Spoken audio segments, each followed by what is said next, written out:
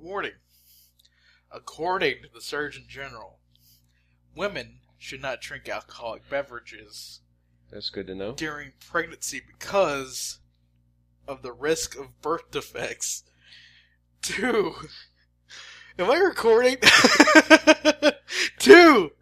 The consumption of alcoholic beverages impairs your ability to drive a car or operate machinery and may cause health problems. This public service announcement is brought to you by Picklestick Productions. And welcome to the Generation Gap podcast. I'm Lunchbox. I'm drunk. I'm Gleek. Oh, God. Well, besides drinking heavily before we even fucking started this shit, we have had quite the adventure today. Yeah, adventure and house demolition. Holy fuck. Alright, so, last time's episode, I won't say last week, because that would be a fucking... Yeah, misnomer. Goddamn lie. Yeah. But, because somebody's ass didn't show up. Somebody's ass worked Saturday. I was in Farmington Saturday. Mm-hmm. That is even more raw. Well, it felt... Dude, alright. Ice cream pimping ain't easy. It ain't. Especially when you're in Kentucky. But there was this bridge, if you could call it that, mm-hmm. that was just like the metal grate over the road. Or they just swung on like ropes or something, like Indiana Jones almost. Bridge. I felt like there's alligators and shit up under it. Maybe. But I saw it and I was like, "Oh, cool! It's a metal bridge." The truck that I had been driving has an extra shitty suspension, even being a cab over. All right, lovely. So, because they'd have to like pay to upgrade the shit and fix it proper. Yeah. So I hit this bridge, going about 30, 35. Yeah. Is that in real miles or lunchbox miles? Real miles. Okay. Because let's say you could add a little to that. Lunchbox miles is 5 under what you're actually going, because that's the register on my van. Okay. So Lunchbox miles would be 70, and it's actually 65. Okay. Yeah. Yeah. But I hit this going 30, 35. Because the suspension sucks dick. My head hits the ceiling. It hits the ceiling of the cab. Everything that is above the sun visor comes down into my lap and on the steering wheel, and then it unplugs my GPS unit all in one fucking go. It's like this scene in Close Encounters where all the shit's flying around the cab of the truck. Everything is just fucking flying around. I slam on the brakes. There's nobody on this road. I think I'm the first. In the middle of the bridge? Like, not in the middle of the bridge, slightly on the other side. Dude, okay. No one has traveled this road in 30 fucking years, okay? I slam on the brakes. I throw it in park. Mm-hmm. I check my head for wounds. And then I'm like, why the fuck do they have all this shit about the fucking cab? So, I'm putting shit away. I'm plugging back in my GPS. And I go along my fucking way. Mm-hmm. But that's not how I started out the story, now was it? No, it isn't. No. Totally on a separate goddamn tangent. Exactly. We can't, neither one of us can tell a story without fucking going off into left field. God damn, far left field. But, Adventures in House Demolition. Yeah. Adventures in House Demolition, which started at, I think it was like 10 o'clock this morning. Something like that, yeah. Yeah, I came over here. I, drug my ass out of the house. Yeah. And then we went to Walmart. Ooh. That illustrious place. Mm-hmm. And all I wanted was plastic porch chairs. That's it. Just a fucking porch chair. Yeah, that's all I wanted. I didn't think it was too hard of a request. No. Well, we got there, and by the time we found an associate that could help us out. She might have been in the middle of helping somebody else. I don't give a fuck. I don't fucking That's her care. job. Yeah. When I worked there, that's what they told me. It doesn't matter what the fuck you're doing. You're supposed to quit what you're doing right in the middle of it. Help the customer.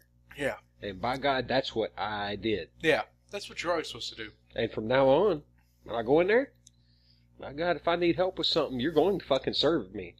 But you asked her, you're like, where are the lawn chairs at? And she was like, oh, you mean the ones that fold out? She was like, right this way. And I was like, oh, I'm going to get one of those large plastic ones that folds out into the fucking one where you can lounge on. Yeah, yeah. Get a shitty tan. No, it's those fucking redneck camping fucking chairs that are all canvas and accordion bullshit. That I end up breaking in no time. And cost like $40 fucking a piece. A fucking piece. Like... And they always break that little it's a little plastic piece down at the foot.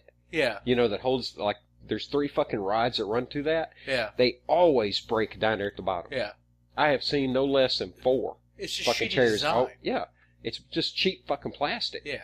I've seen no less than 4 busted in the same fucking spot. Yeah. It's shitty design, piss poor fucking plastic. But I saw these and I was like, God, I don't want any of these. This is not what I want. We have to go somewhere else. Yeah. So here lately, I've been really Looney Tunes about where I go, how I drive, like just shit that I want to do. Yeah. And like, it's pretty much like I have no worries about anything anymore. Fuck it, let's go. Yeah. We pulled out of Walmart, and I have one of two choices. Yeah. We either go to Rural King, or we go to fucking 30 or what, like 10 miles, even further down the road to the middle of fucking traffic and everybody. Yeah. And go to Lowe's. And I was like, fuck it, let's go to Lowe's. Which people would kind of like. I think people, well, if you're into tools, you'd like Rural King. Uh-huh. Because it's like Tractor Supply on crack. It really is. Compared to a Tractor Supply like you'd see down in Louisiana or somewhere. Well, Tractor Supply to me is like the more specialty store. Like well, it's got more like high quality shit. Oh, it does. But I'm saying Rural King. Rural King is like where Target would be the high quality Walmart. It's hillbilly Walmart. Yeah, it's if that's believable. It is the Walmart of Target, which is a really fucking weird phrase, but people would get it. People will fucking understand what you're talking about. Where you can get uncensored CDs at Target, and you can't at Walmart because Jesus runs that company. Oh yeah. Uh-huh. Yeah. Uh-huh. Because Jesus would treat his employees like shit. Yeah. I mean, look at those 12 disciples. They didn't have any time off. Yeah. But, yeah, I ought to tell the story about the time I brought up a union when I worked at Walmart. That didn't go over well. No, of course it didn't. Oh, hell no. Commie. But, yeah, right. Yeah. Yeah. But, we went down to Lowe's. Got plastic fucking lawn chairs. Finally. Yeah. And my question, at what point in history did they go from being white to like shit brown? To brown, yeah. Now, that's just bad design in a way because this is a chair designed to be out in the sun. So let's make it a dark fucking color so it burns your ass when you sit on it. At least it wasn't black. Well, that would have been worse. It would have burnt you even worse. But you see my point. I don't know. I mean, for a lawn chair and shit, white is the best color because it reflects the fucking heat. That's just basic fucking science. I don't know. Maybe they were looking for like a cooler color so you can look at them like if they're sitting directly in the sun and not hurt your eyes. No. I don't know. Maybe they just thought white was an ugly color. Maybe they thought that white was harder to clean. Or maybe it was just that, they had a lot of mixed up old plastic and they mixed it together and it kind of was a dark color, so they said, fuck it, they're going to be brown. Yeah. That's a completely understandable. Virgin plastic would cost like an extra penny per fucking unit, so fuck this. We're going to make this. 10 cents per unit, but who's fucking counting? Yeah. Anyway, I bought these brown fucking lawn chairs. And I parked like a dick in the Lowe's parking lot, so no one could park in front of me, and I just pull straight out. So we shoved them in the back, or in the middle seat of my cluttered, trash, floor-ridden van. Which Gleek over here had to kick like 6 cans out of the way and some magazines. Fucking Oscar the Grouch's Astro van. It feels like it. Yeah. Dude, I had a guy ride for me with from work one day to go pick up a truck, and I swear to God, he opened the door and like 3 Gatorade bottles just pulled out. It Like, reminds the me. fuck are you doing here? I'm like, living. It reminds me of that scene. I think it was Cannonball Run. You know, where the guys open the door of the car and all the beer cans just come flooding out of the fucking car. You remember that? If I drank in my car, that's probably what would happen. Yeah. Which you don't. I don't. No. He's actually smirred about that one. Yeah, I leave my van parked at places that I'm going to be leaving drunk. But anyway, we get back to my house. It is probably 11:30 or so, so we've been out for an hour and a half. Yeah. And my folks are already working on the house. And my dad's got this ladder in here, taking shit down. Yeah, he's playing little Johnny Fix-It. Being more productive than what he normally is. Well, yeah, but Jesus Christ, you know? He when he gets in the working mood, like when he starts building Yeah. shit or taking shit apart. I love his attention to detail. Yeah. And as silly as it sounds, I go in, all this wood has been took down. It's fucking stacked up everywhere. It's not just piled. It's stacked. It's stacked. There's a fucking pile of screws that he's kept. There's this that he's kept. It's like, Jesus Christ. And you notice he's separated out the different kinds of wood. Yeah. Yeah, that's what I'm getting at. And it's stacked. Like the flatter panels are all together. Yeah, he's keeping the shit he's keeping the shit that's usable, you know. Yeah. And like grading it. That's what gets, Yeah. grading it out. And I know me, I'd have probably been like, as soon as we're pulling it, pitching it right through a fucking window. You know what I mean? Like, well, fuck it. Yeah. Fuck it. You know? But instead he's like the weird shit that he was saying about keeping, because he was hoping that whole fireplace thing. Oh my God. Did you ever take a picture of that? No. Oh my God. I'm glad I didn't, because I don't want to remember that shit. It looked like ass. It did. It looked fucking horrible. But my dad, as he was telling me, he was like, yeah, I know you want that out. But that's high quality stuff. Mm-hmm. It may have been high quality. Well, fuck that. It may have been what is shit is still shit, Yeah. even if it's high quality shit. It may have been what was used as like an accent. Say like someone already had a fireplace in their house. Yeah. But yet it was like drywall Mm-hmm. or something all the way around it, and they wanted it to look like brick. They would buy that, put it up around it. Yeah. But that looked like some cobbled together redneck horse shit. It like a fake fucking fireplace with like to house a bookcase. It wasn't a book. I think he had like a heater there. Yeah, but it was like there was a bookcase definitely built into it. Yeah. Yeah. Like with that mantle and shit that was on it. It was so fucking dumb. Like I'm glad He's gaudy. Yeah, my dad ended up taking apart this whole fucking shelving unit. See, I bought the house from a guy that apparently He's fucking nuts. Yeah. And he boarded everything up like a crackhead. The whole house. Dude, your house looked like it was set for a zombie apocalypse. It did. Every window was boarded the fuck It did. up. And he even took out one window. Like, I'm going to end up having to replace at least a couple of the windows because I think he tried to fucking paint over them at some point. Well, that one, definitely that whole wall's got to be redone. Yeah. The whole fucking wall top to bottom. Yeah. Yeah. Fuck. Like, I'm going back and I'm thinking, like, all right, I understand having to do with shit that you have to make do with. Yeah. But if you're to the point of redoing a house that you're using, and you don't care anymore, that you're using fucking soda bottle tops as spacers. Yeah. And don't forget the fucking, the foam. That is gapped.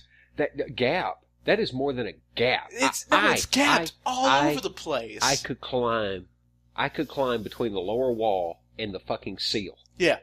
And he filled it with fucking expansion foam. And there's no fucking point. And you tear it all out. Mm-hmm. And in between the floor and the wall, mm-hmm. there is less or about a quarter of an inch mm-hmm. that would be covered with fucking either like flooring mm-hmm. or laminate or fucking carpet. Something. And he put expansion foam in here? Yeah. The fuck are you thinking? I'm just thinking about that one wall, dude, where that gap is it's 6 to 8 inches between where the floor and the wall is supposed to be, where it's just fucking separated.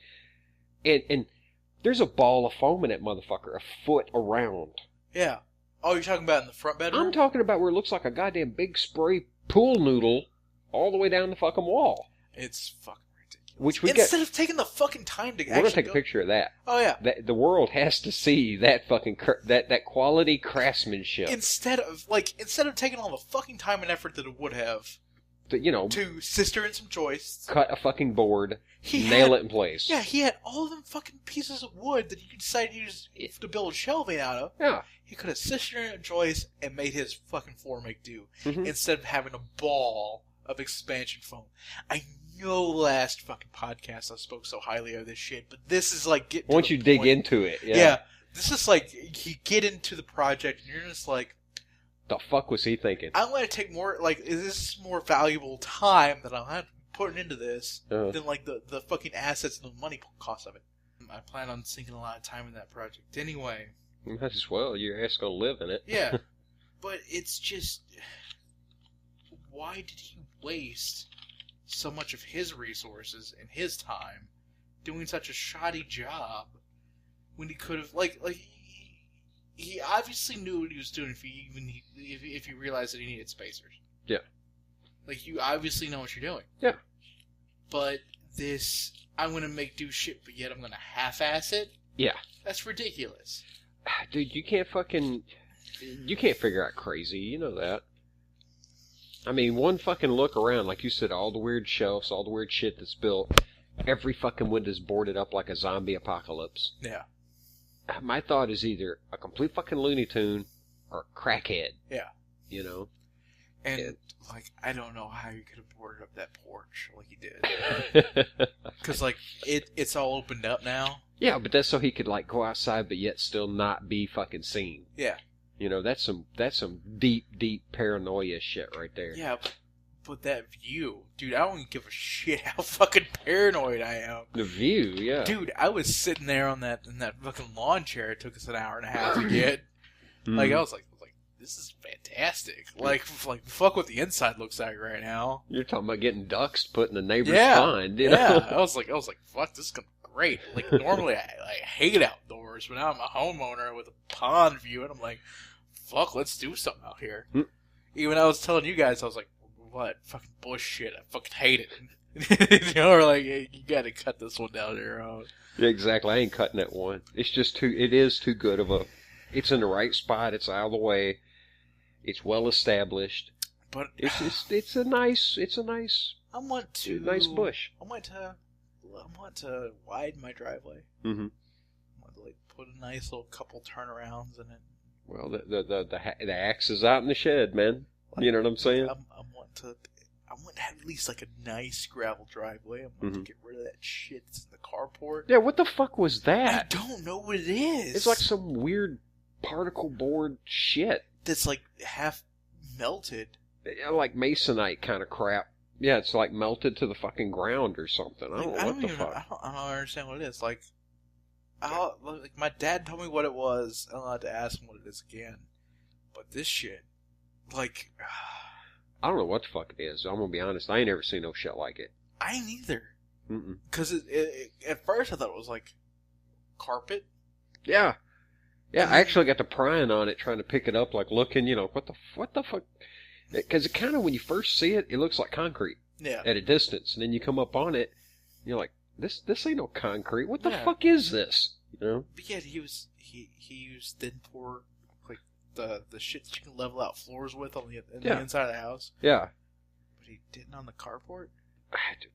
I don't know. This is the same guy that fucking glued the insulation into place. Yeah.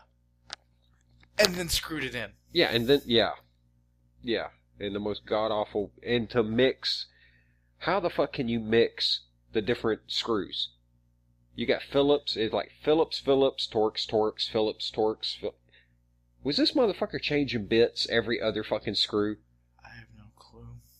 I mean, it's he can't be selective when he reaches in the box. You know? And the lovely job about the way that he kept the fan from wobbling. Yeah, with there's a picture of it on Twitter. Clothespins and paint sticks. Yeah. I saw that. Like I noticed that as I was like just fucking around with that light. Yeah. It's in a redundant place. Yeah. That whole ceiling fan thing. There's a fluorescent light less than a foot and a half away from it. Yeah. That brightens up the entire kitchen. Right? My dad was trying to explain to me. I was like, well, maybe it was a light so he can see to go into the bathroom. Okay. I was like, fuck that. If there's going to be any light that's going to be on in the house, most of the time it's going to be that bright-ass fluorescent one. Yeah, it's right there centrally located. Yeah. Yeah. Like, it'll brighten up the entire hallway. As well as the kitchen and part of the living room, part of the living room and the fucking entryway. Yeah, pantry, all that area. Yeah. Yeah. Like where the washer and dryer are going to go. Yeah. Well, I was just calling it pantry. Yeah, pantry. Fucking offshoot, mudroom, whatever the fuck they want to call it. No, that's a Yankee term. Mudroom, yeah. Mudroom, yeah. But, the foyer. Yeah, the foyer. Yeah. But,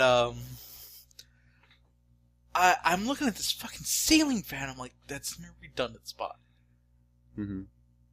The light that is currently in the living room, I'm probably going to keep, but I want to put dimmer lights in behind the couch to give it that movie theater effect. So, like, I can turn up the lights after getting done watching a movie. Yeah. And I have to worry about the central fucking light in there. The other two rooms, I'm probably going to hang some fucking wall lights and mount all that other good shit in there. Some track lighting. Oh, God. My grandmother has couches that apparently have LEDs underneath them. She has never plugged them in. What? Yeah. Like ground effects? Yeah, on a couch. On a couch. On a couch. Okay. Like, my uncle bought these couches for her. Plug those motherfuckers in. Next time you go over there, say, look, I've got to know. I've got to know. I had to, like, turn up the... I think she either pulled out the LEDs or just never plugged them in. I would get under there and look and be like, Grandma, I got to fucking know. I had to see this shit. Because, like you can just get her, tell her that it's for Christmas. Yeah. And so around Christmas, she'll plug them in when she plugs a tree and shit in. Oh, God. She's pretty nutters about Christmas. Well, she wasn't so much last couple of years, but normally it's because my uncle. Well, my uncle just fucking loves Christmas. Oh, God. Like, he's not like the crazy, you know, Meet the Griswolds kind of crazy about Christmas. He just really likes, you know... He's not all Mick Foley about Christmas. So. Yeah, he's not all Mick Foley There's our reference. Christmas.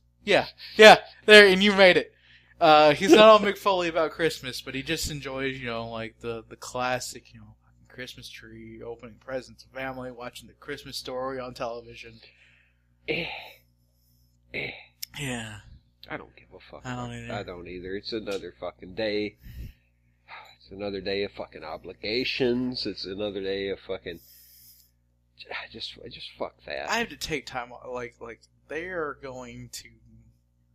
No, I didn't work last Christmas. I worked Thanksgiving. Thanksgiving past 2 years in a row. There's another day. It's just another fucking day. I volunteered to work last Thanksgiving because I didn't want to go. I didn't want to have to deal with all that shit. I wanted to stay at home, eat pizza. Well, I know you eat turkey. I ate turkey. Yeah, we your mom. Sent you a fucking plate and shit. Yeah, she came up there to the gas station. I was like, fuck yeah, desserts and turkey. And since I had You're like, when the hell am I going to go all the way to Kentucky to eat fucking Thanksgiving? It's right next to work. Exactly. I could literally just, at lunch, I could hop my ass over there. They'd be like, yeah, get your ass in there and pull off a hunk. Yeah. You know? But, your mom, last year and the year before last, brought me one tray of all, like, regular Thanksgiving feasts, and then another tray of all fucking desserts. Always.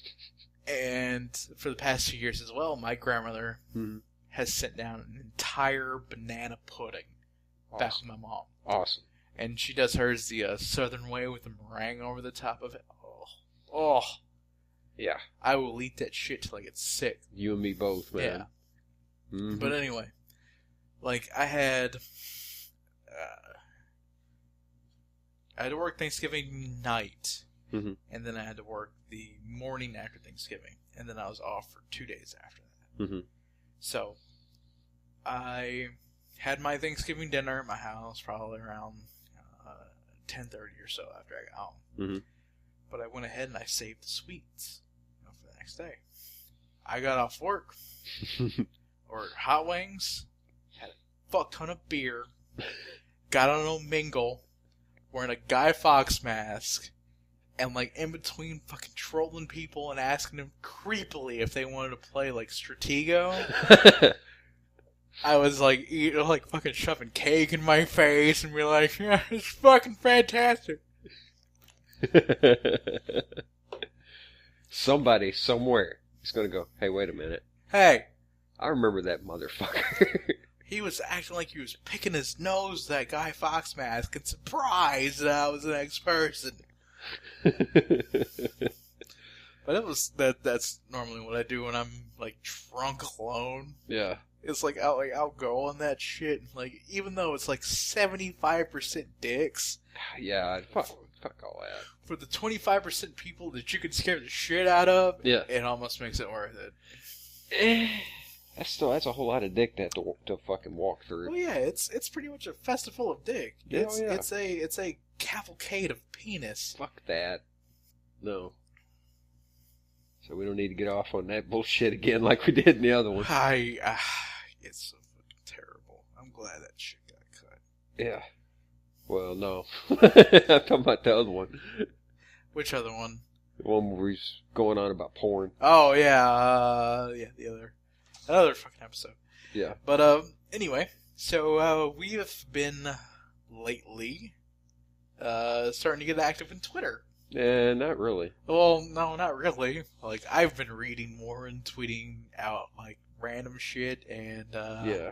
Well, I don't know what the fuck I'm doing on there. I'm fucking old. I don't fucking know. Fuck it. I'm not one of the cool kids, I guess. Fuck it. You know? But I go on there and I'm like... Well, one of my problems is I see stuff and I want to respond to it, and the only thing that keeps going through my head is like, you can't be the normal dick you normally are. This is a business account. I see. That's why you need like your own separate account to like link to it. Yeah, but I don't... Well, I'd have to be under an alias or something because... Just like Gleek. There you go. Dude, I'm a dick online. I don't mean to be. I really am. Out. I am not a dick in real life. It's just when I see stupid shit, I can't help but call it. Stop being retarded. That's pretty much what my posts come out, yeah. You know, as. Perfect example. The other day I'm on a site and they talk about, you know, mopeds and bullshit. These fucking noobs get on. They will ask shit so goddamn stupid. And it's like, if you spent 5 fucking minutes researching this shit, you'd know your answer. Yeah. You know? One dude asked this thing, and it's stupid, but he was like, how do I take my carburetor off? Dude, Isn't there like I understand some people 4 bolts? Not even. 2. Oh, I was on a bike, like... there's usually 2. Yeah. Yeah. I know most people are not mechanically inclined. Mm-hmm. But holy fuck, you can't get down there, stick your face in that sumbitch for a minute, and physically see the 2 attachment points. You know? And like, yeah. There's another guy, this idiot, he come on, and the site's about mopeds and shit, and he starts posting like, you know those fucking stupid Chinese-made stretch chopper bullshit? What? They look like choppers, but they're real small, like for kids. Like that for the bicycles, but now they're making them into motorcycles?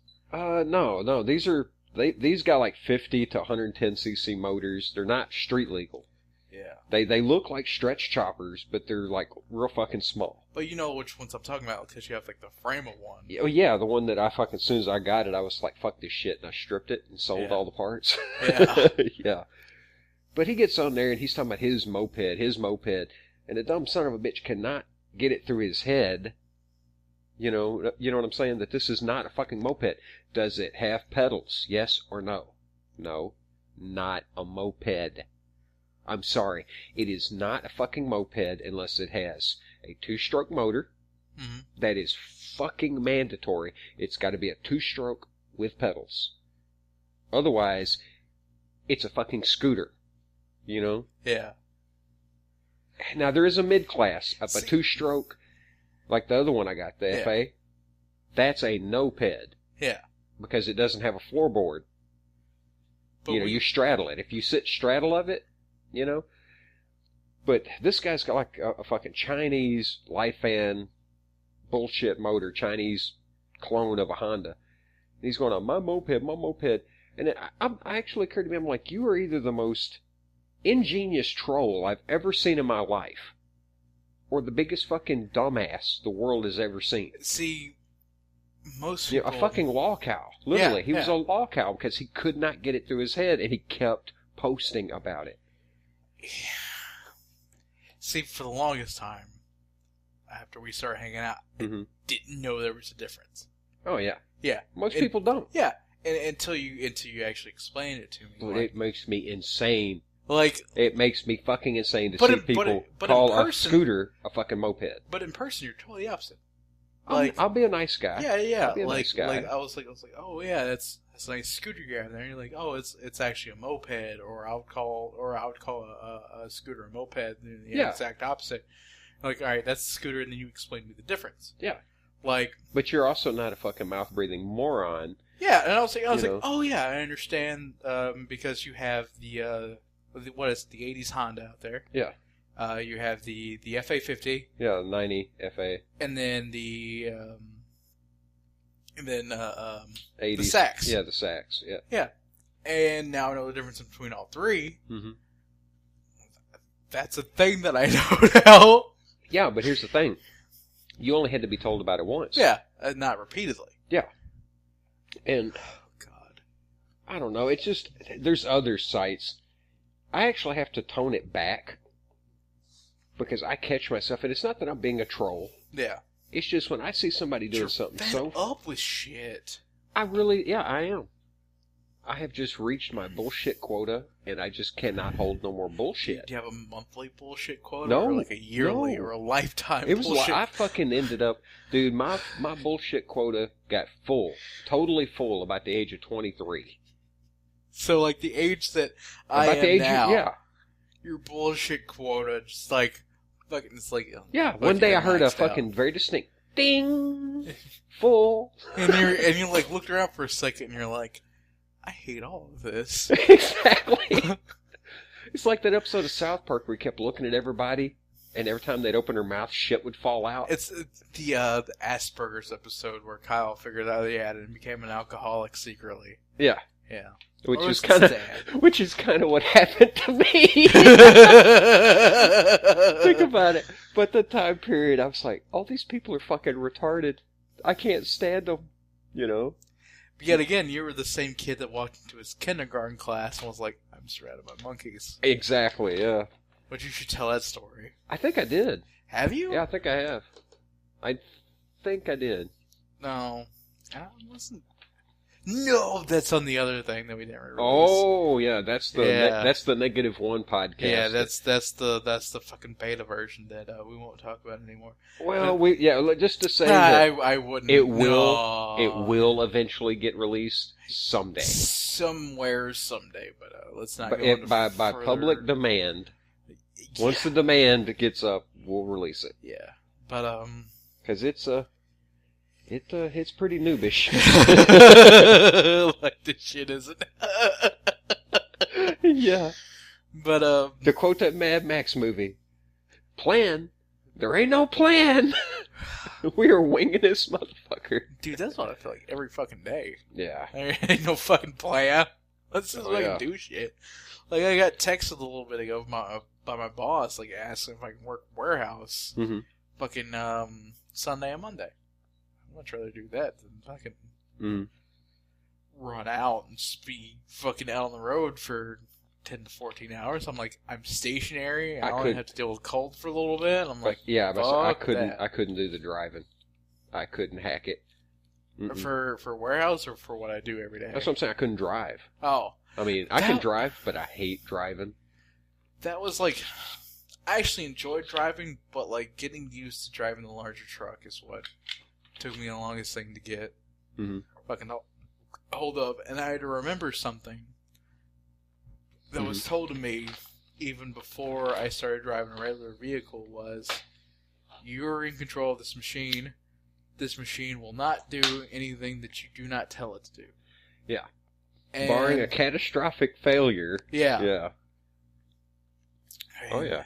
That's kind of why I don't like to drive in fucking ice and snow, is because, like, I'm actually not in control of this machine full time. No. You're just kind of going along with the ride. Yeah. You're coaxing it to go the direction you want. That's what I can't get that through certain people's heads. Like, I do not like driving in it because I'm not in full control.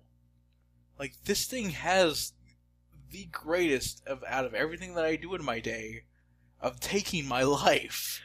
Yeah. And you want to think that I don't want to have control over it? Like I have to coax it into doing things? Well, that's like coaxing me to live in the next day.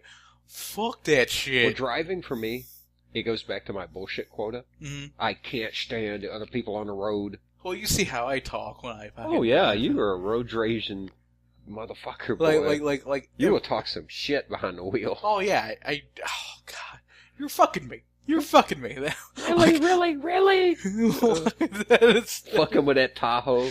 Oh, yeah, on the way back. That poor bitch was about to pull her hair out. It was so fucking funny, though. Because, like... That's the thing, though, like, for me, though, I can't drive a car without it just... I get fucking nervous as hell. Because, like you said about the whole... I don't want to be... Especially if people are in the car with me. I can drive better by myself. I don't want to be responsible for other people. That worries me, you know?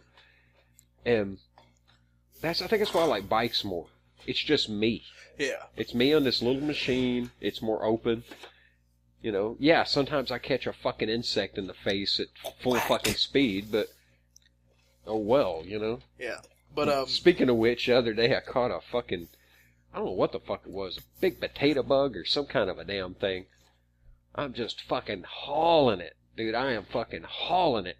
And just out of the blue, whack! Fuck! It was like a stone almost in your face. Yeah, it was like a fucking pebble. It felt like a pebble, man. It hit me right in the fucking cheek. Dude, fuck that shit. And next thing you know, I'm driving down the road kind of one-eyed because this eye's starting to fucking well up a little. Like, fuck me. It's something not crying, but you know what I'm talking about. God damn. But something I absolutely hate that I never realized that I hated before I started this job was I hate being in the passenger seat of a less experienced driver. Like, I was riding along with this girl, and she was driving her little car around, and you know, like, it's okay for me to be a jackass when I'm driving. Because, like, I know exactly what I'm doing. And I'm the jackass doing it. And I'm the jackass doing it. Yes. Also, I didn't scare the fuck out of you any time today. No. No. You have before a couple of times. Yeah, when I was less experienced driving. Oh yeah. Oh, yeah, when I was way less experienced There was a couple driving. of times I remember telling you, like, lunchbox, get the fuck back in your lane. Yeah. But it was because you were just kind of, you were learning, you know? Yeah. Yeah. But when you're with an 18-year-old.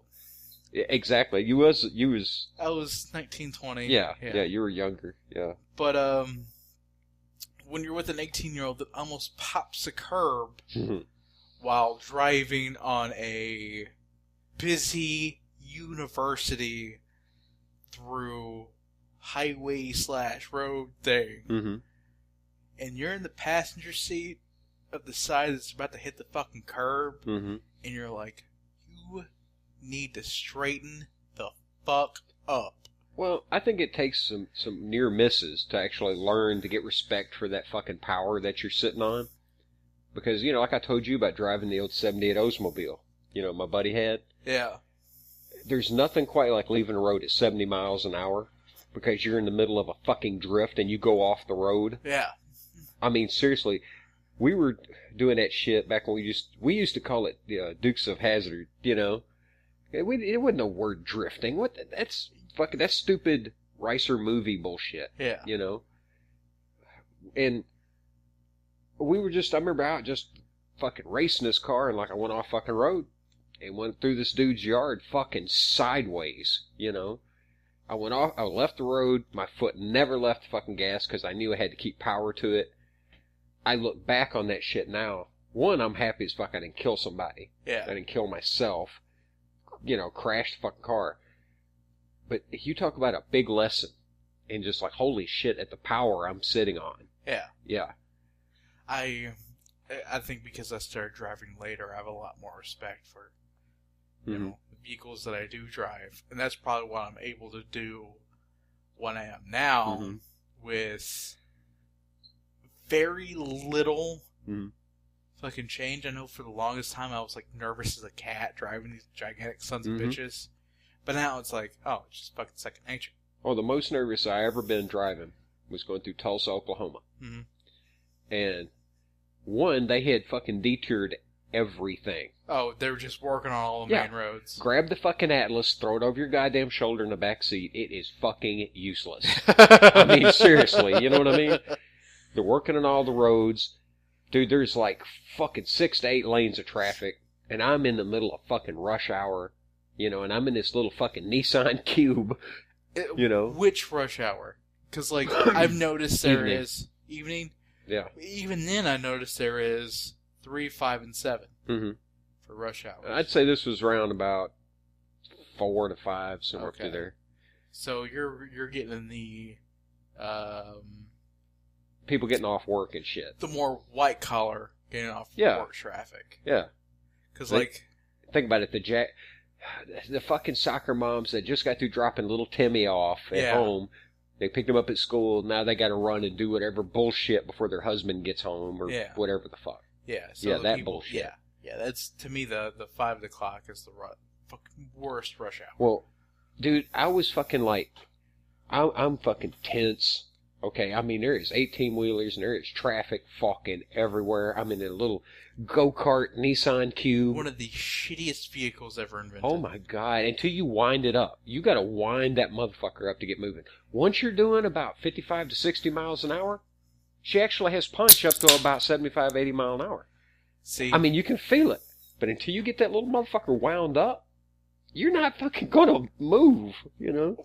Dude, I was so fucking nervous. My knuckles in my hand. I had I had a death grip on the fucking steering wheel. I'm not joking. My friend, we finally get to a point, and he's like, look, man, I've driven fucking shit like this more than you have. He said, just pull over here and I'll take over. I took my hand off the fucking steering wheel, and dude, it sounds like bullshit. There was fucking imprints. Like the foam bullshit around the steering wheel. I had squeezed it so fucking hard, it stayed in that position. You could see a perfect handprint from my right hand, you know? And he bitched for like half an hour. He was like, God damn it just feels wrong. You know, because they'd left them indentions. Dude, I had talked to, back when I worked at the Dollar General, this woman who bought a Cube. She said she regretted that car purchase more than she had ever had any other purchases in her entire life. Really? She hated that car so badly. Take that son bitch down a mountain. I bet she never did that. No. Oh, she loved that car then. This was a windy fucking day. Yeah. And she would, like, every fucking straight line wind that hit it sideways felt like it was just gonna... Yeah, I called it Kansas. Yeah. The trip across Kansas was that way. Fuck that shit, dude. Speaking of cars, I was in Paris the other day. I saw a black, like, I don't care for the new sports cars. I don't care for them at fucking all. But I saw a new Camaro in black. Here you go, beating off to the fucking Camaro again. And I was like, this son bitch have been stroking this shit all day. I was like, I want one of those. like I seriously was like, but I pointed out a 68 Camaro, and I'm like, fuck that. Fuck these new ones. That's what you want. Dude, fuck that. That 68, any day of the fucking week. Any day of the week, I'd rather have tear that. ass, but I don't even like Chevrolet. I'm more of a Ford Dodge kind of guy. Blasphemy. I just am. I grew up in Fords. You know, and I like Dodge. Fucking blasphemy. like, fuck. It's not a genuine GM product. Fucking new age 8-track player, god damn it. Yeah. Oh, man. You know, you was talking about having to teach young people to drive. Well, I wasn't even teaching her, but years I was back. Just getting on to her. This is a strange story, but it involves teaching somebody to drive. And this is no bullshit. This really happened. Yeah.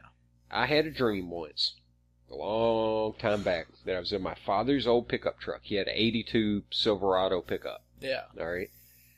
Oh, man, it was a nice truck, but God, it was rough. There was a fucking shotgun hole right through the fucking driver's door. Or the previous owner had almost shot his dick off with a shotgun. That's a story and a half. Yeah, the vehicle.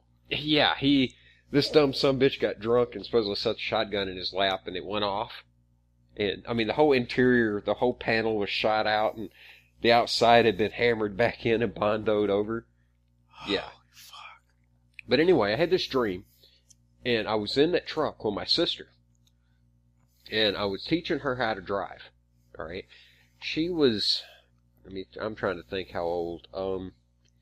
She was maybe 17, 18, up through there. Yeah. And I'm just going to be honest, my sister can't drive worth the fuck. She just can't do it. As long as she's creeping 20, 30 mile an hour, yeah, no problem. But otherwise, she can't drive worth the fuck. She can't run. Well, that's another story, the time of her on the monkey bike. But I think you've seen that one. Yeah, we were about drug her to death.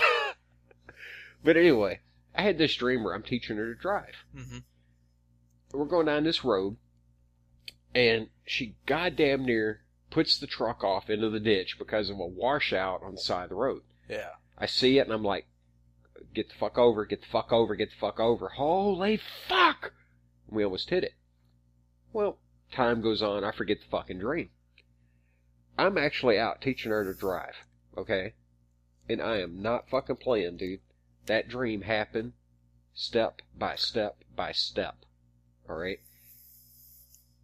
She did the same fucking thing in real life in the same spot, okay? We were wearing the same fucking clothes that I had in my, in my dream. Yeah. The same fucking washout. She almost hit it, and I was like fucking screaming at her. I was like, stop the fucking truck right here. And she's like, what? I said, you almost went in that fucking washout. No, I didn't. And I'm like, bullshit. And in fact, I'm going to show you how close you fucking got. Get out of the fucking truck. We get out of the truck, walk down the fucking road, come up to the washout, and I pointed to her where the fucking tire track was within 1 centimeter of the edge of that fucking washout. Yeah. And what was weird, as soon as I pointed that shit out to her, that's when it struck me.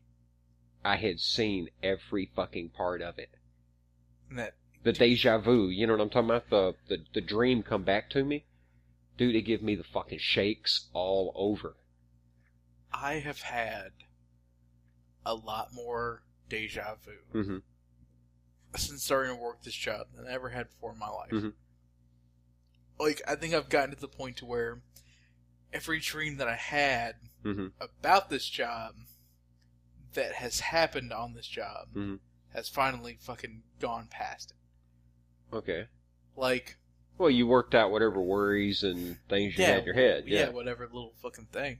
Yeah. Because, like... Because that's what a dream is in a lot of the ways is, I think, one, you take your worries, you figure out different solutions to be prepared for them. Yeah. It's in addition to just your brain taking a shit and defragging itself. Yeah. Which, it was a super weird feeling because I started noticing it probably the first or second week that I was on this job. Mm-hmm. And then it kept recurring, mm-hmm. recurring until it finally fucking stopped. And it was probably about 3 or 4 weeks ago that it finally did. Mm-hmm. That I had reached the pinnacle of what had happened. And ever since then, it's just been like this gigantic weight has been lifted off of me. Mm-hmm. And I've been able just to fucking work like normal. Yeah. Like... Well, you felt like you finally got into the groove. Yeah. Like, I think it's just mostly centered around the way that I've changed my driving behavior. Mm-hmm. Because before it was like more, super nervous, cautious. Yeah. For everyone else, and like not only am I cautious of everybody else, but I also drive defensively a whole lot more. Mm-hmm. But I'm willing to. I can assess situations a lot better. Mm-hmm. And that's what I guess I kind of needed to learn. Mm-hmm. Because like today, I was like, when we were stuck in traffic right there in front of Lowe's, mm-hmm. beforehand, mm-hmm. I would never taken that risk of driving.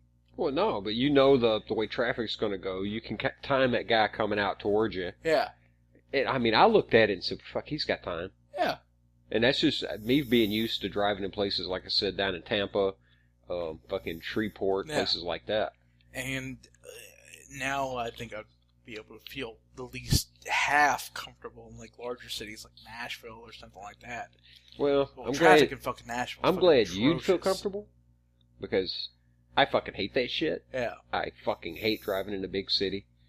And I think that people, well, for the folks that like living in a big city, more power to you. Mm-hmm.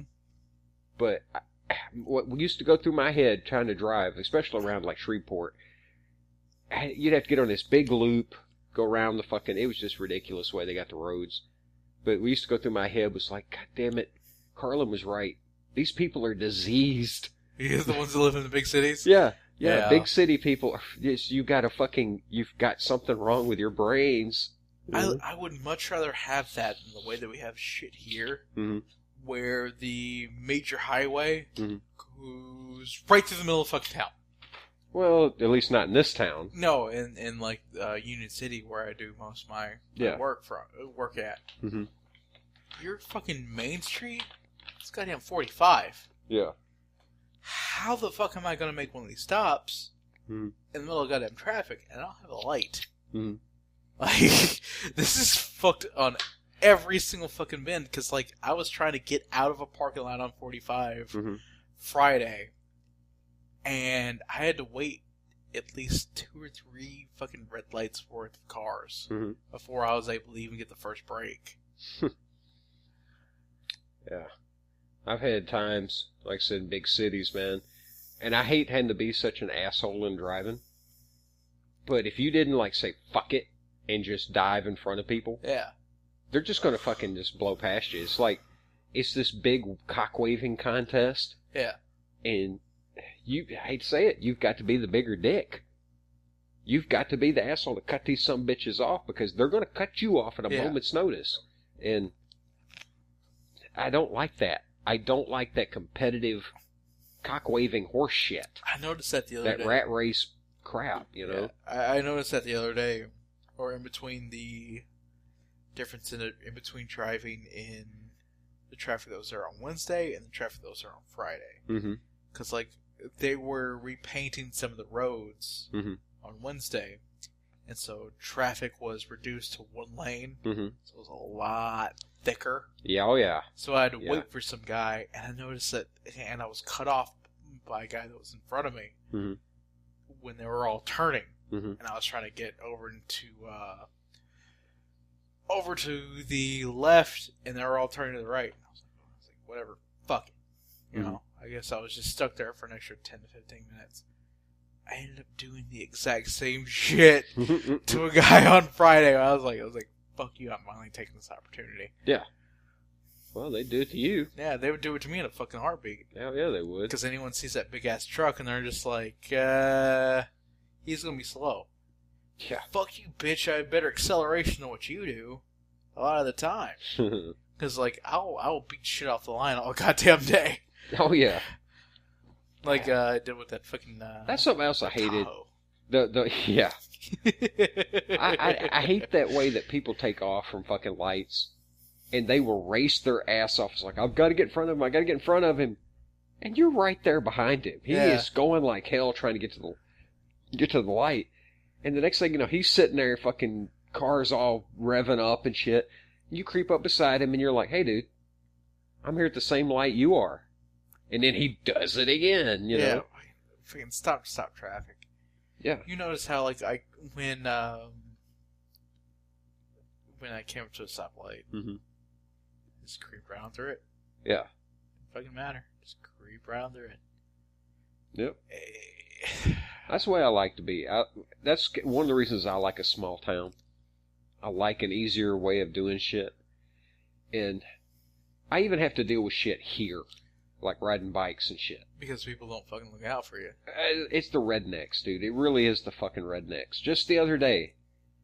And I don't understand this mindset. I have more problems from fucking rednecks and pickup trucks than anybody else. Okay?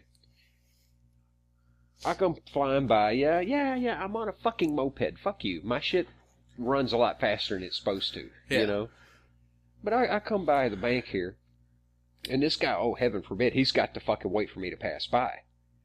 Well, just as I get even with him, this motherfucker leans out the window, and I shit you not, he fucking yelled, "Park that son of a bitch." My first fucking reaction, dude, was I hit the fucking brakes. And, I mean, I started to slow down and shit, you know? And I fucking told that son of a bitch off, dude. You know, I told him kiss my fucking ass, like, right then. Yeah. And he took off, you know, like, oh shit, somebody actually going to confront me on my bullshit, you know, and he takes off. I've had more trouble with fucking rednecks. It's like, how the fuck does I, on this fucking little gas-sipping bike, how am I offending the size of your penis? Yeah. You know what I mean? Was it a lifted truck? Oh yeah, it was lifted up. It was at least had about a 6-inch lift on it. It was picked up, you know. It was a fucking, it's a more modern truck, but it's a redneck special. So, like, I bet you money, if I'd have went and looked behind it, it probably had a duck head somewhere on it. Probably. Yeah. But what the fuck is it? You know, what, I don't know. I don't understand their fucking mentality, and I don't understand how that me on this fucking little bike affronts them.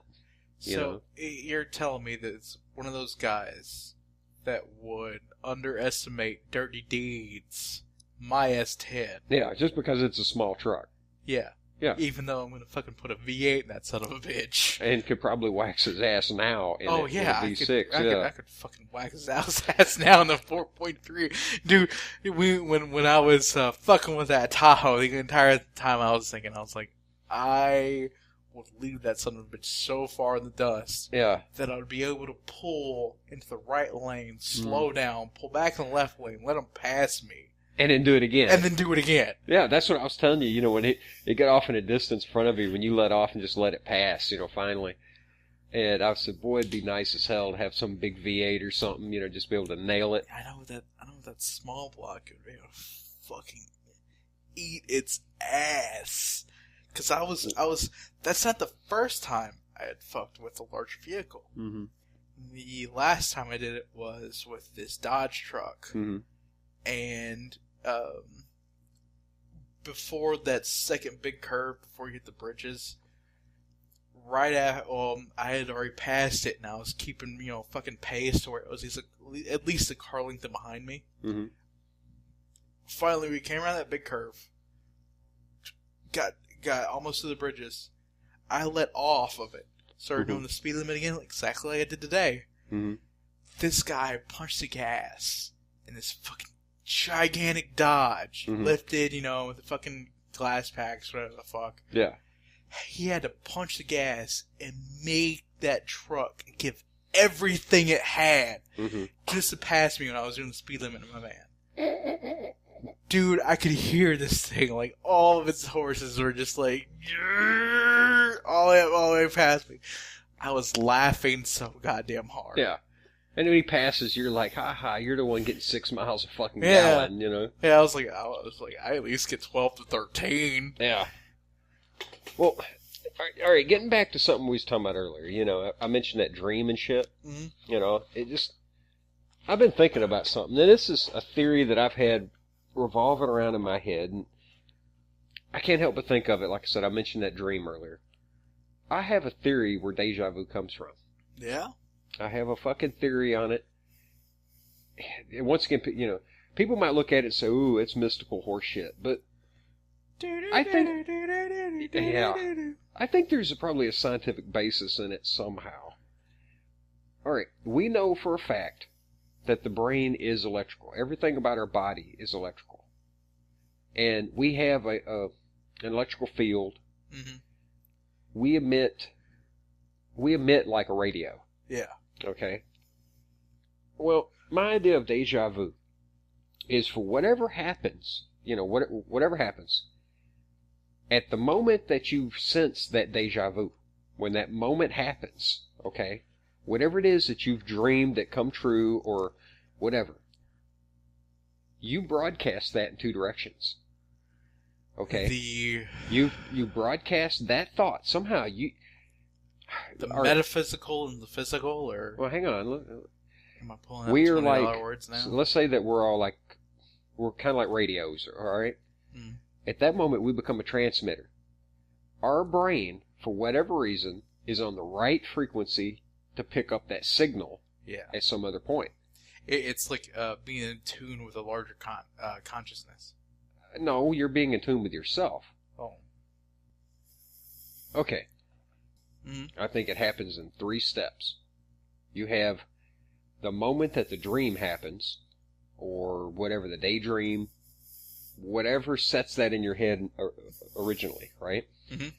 You have the actual deja vu moment in the present, the further down the line present, whatever you'd thought of happens. Then in the future of that, you have a moment when that idea randomly jumps back into your fucking head as a memory. Oh, this has happened. It's the memory of this has happened, just the memory that this shit happened. I think at the moment, or whatever it was you dreamed about actually occurs in real life, you broadcast this signal backward and forward in time. You broadcast it to yourself because you're on the same frequency. All right? Your brain is always on the same level. That's when you have the dream. And then in the future, whenever that signal catches up to you on a timeline, it's when you have that random fucking memory jump in your head. Fuck, I remember that deja vu. Why the fuck did I remember it now? But I don't think it even has to be like a major event or something. No, it doesn't. Like, because I've had it. Yeah, I've had it happen over the fucking most melancholy shit. I've had it over just stupid shit. Yeah. The smallest fucking thing, But that could either... I've had it happen with repetitive shit before, and I think it's just because of how goddamn repetitive it is. Well, it yeah, makes you there's feel that. it makes you feel that same, fucking deja vu. But there is true kind of deja vu, and there's other shit. Like I said, when you have a fucking dream that lasts like 5 minutes, and it happens step by step by step, down to the point you know where the fuck you're at, the clothes you're wearing, everything that's fucking said, like I was talking about that dream. Yeah. See, all mine has been, I guess, more vague than that. I've had some very specific shit. Yeah. But, I've had, deja vu over fucking stupid shit. Even where it's been oh, this part will happen here in this game. Mm-hmm. But that could be because you've seen shit similar to it. Yeah, it could have just been I'm overexposed to media. And I just know how badass fucking writers write their shit. They're going to follow a formula. Yeah. Yeah. I've also had it to happen for conversations. Not with any of the conversations that you and I have. So who the fuck knows where these shits are gonna go? Yeah, we have no idea where our fucking conversations are going. It's been like that for 5 years now? 4 or 5, yeah. It's been like that for 4 or 5 years now, where we have no fucking idea where we're gonna have our conversations go. Yeah. But, with other people, I guess it's because I've had similar conversations with them before. I had that dream after meeting them, and then later on I have a conversation with them that matches that exact dream. Mm-hmm.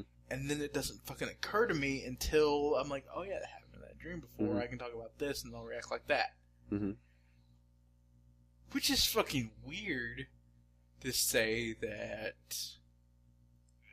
I think that some people, including myself, have a very weird way of being able to just click and understand people within a very short time. Oh yeah, of being able to. Yeah, for whatever reason, you sense them on some level of they fit this this generalized idea of a person, of how these people act. And yeah, people do tend to follow categories. Yeah. You know? But I'm talking about those really bizarre times. Where it's just very specific, down to the fucking point. Yeah. And it happens, like I said, for me, it happens in that 3-step pattern. Dream, realization, future memory that comes out of fucking nowhere, like violently vivid. Yeah. Like, why am I remembering this now? There's no fucking telling. Well, there's also the idea that perhaps deja vu is because the other you in an alternate reality also had the same shit happen? Yeah, has had something similar happen, and for whatever reason, you two connect, like I said, like a radio for a split second. You think about it, you're close to each other's frequency already. Yeah. You are damn near that person. Now, I was thinking about the other day, the whole alternate universe theory. Mm-hmm. Has there ever been, and I know this question cannot be answered, has there ever been a person to go from one consciousness in one universe to the next? Not that they could prove. Yeah, I've heard people talk about having dreams so vivid of another life or something. Yeah. But I've heard it called alter travel. Yeah, but yeah. Really? That's a thing? I was actually sitting there on lunch. Yeah. Yesterday, and I was like thinking about that shit hardcore. What else did I have to fucking think about all day? Except for, complex theory of reality and astrophysics and all kinds of other things. Yeah, the random bullshit that pops through your head. Yeah. Yeah. But I was thinking about that. I was like... I've talked to people that they really do believe in this but alter travel stuff. Yeah, I mean, like, they can tell you what they do in this other life. Like, the other me is XYZ. He likes this food like I do, but he doesn't like this, but it's based on this event in his life. Yeah. That was different. And I would actually like to experience that. Like, what if you could, I was thinking of, Star Trek teleporter. Yeah. Of what if, instead of being able to teleport yourself, you could teleport your consciousness just from one reality to the next. But where do you put it? I don't know, like in yourself, like yeah, but it would tear away. What gives you the right though to put yourself even in your other alternate version? Yeah, because that is its own separate person. Exactly. But then you had to bring in the argument of, is it really you? Well, yes, it is, but it's not you. But that would give you even less rights. It's your twin. Yeah, but that would give you even less rights to take its life away from it. Yeah. Because it is its own separate entity. Yeah, it'd be like one twin saying, hey, my kidney's going out, so I'm going to kill you and take yours. Yeah. Because my life's more important than yours. Yeah. And it's fucking just selfish shit. But, yeah. Well, I don't know. I mean, I've heard these people talk about it. Well, I can't prove nothing. In that, there was part of me saying, dude, for whatever reason, your brain was like pumping out a whole fuck ton of dopamine. And you were having a fucking really vivid daydream. And that's what it was. You were tripping on this fucking natural chemical in your head for a second. Or caught up in your own bullshit. Yeah. But I was also comparing, jumping in between alternate universes, same with Quantum Leap. Which is an awesome fucking show. Yeah. Awesome fucking show. When I first got into watching had a fucked up, stupid ending. I didn't ever see the ending. The ending, the Quantum Leap, spoilers. Sorry, I don't give a fuck. It's an old fucking show. You should already saw it. The ending is basically God wills it. Tuh. That's the error in fucking Ziggy? Yeah. The computer, that God wills him to go from world to world. Like, that premise of that show was pretty much, I realized, today, the premise for that show was pretty much my idea for being able to jump from, separate consciousness of yourself. Oh, yeah. Well, but It'd also be selfish, too, to choose what alternate universe that you would want to live. Mm-hmm. Like, it's kind of selfish to say, yeah, I'm going to kick myself out of this world. You know, I'm going to a better one, and that poor schmuck's coming to my world. Yeah. And we're going to trade places. Yeah. It's not fair to him. Yeah. He might say, fuck you, dude. I lived in a paradise. Yeah. You know? Or what if some dude that lives in fucking a post-apocalyptic hell, he says, I've got to get the fuck out of this hell, and he grabs you and throws, you know what I mean? Throws you into the hell. Yeah. Yeah, because he's like, fuck you, I want to watch some Nick at Night, motherfucker. Yeah, I want to pop in this Wonder Years tape and, like, yeah. fucking watch the same, yeah. Same stupid fucking asshole. What? That did all that horse shit to my house is the same guy that religiously taped The Wonder Years for at least, 4 weeks on Nick at Night back in 98? At least, yeah. Which, yeah, it's got some really good commercials. It's got some damn good commercials on it. Which, I'm serious, dude. It happened to me when I climbed up in that attic, or, climbed up looking around. There was a split second. I looked over and I seen this tape that says, The Wonder Years. I squealed like a little girl. I was just, I know. I know. I was happy as fuck. I know you came down off this ladder, and this is already after I saw the Public Enemy CD that I think it was a Japanese Public Enemy Enema. Yeah, CD Public Enema that I had released. That who the hell would want a goddamn Public Enema anyway? and you're I paid $4,000 for my house. Yeah, we'll cut that. Leave it in. You didn't pay $4,000 for my house. I only paid $2,000. Well, you don't remember that scene? Yeah. That's even I think funny. he said 17. I paid $17,000 for my house. I paid a fraction one for kids. We hear no goddamn Public Enema. Oh, who no goddamn Public Enema.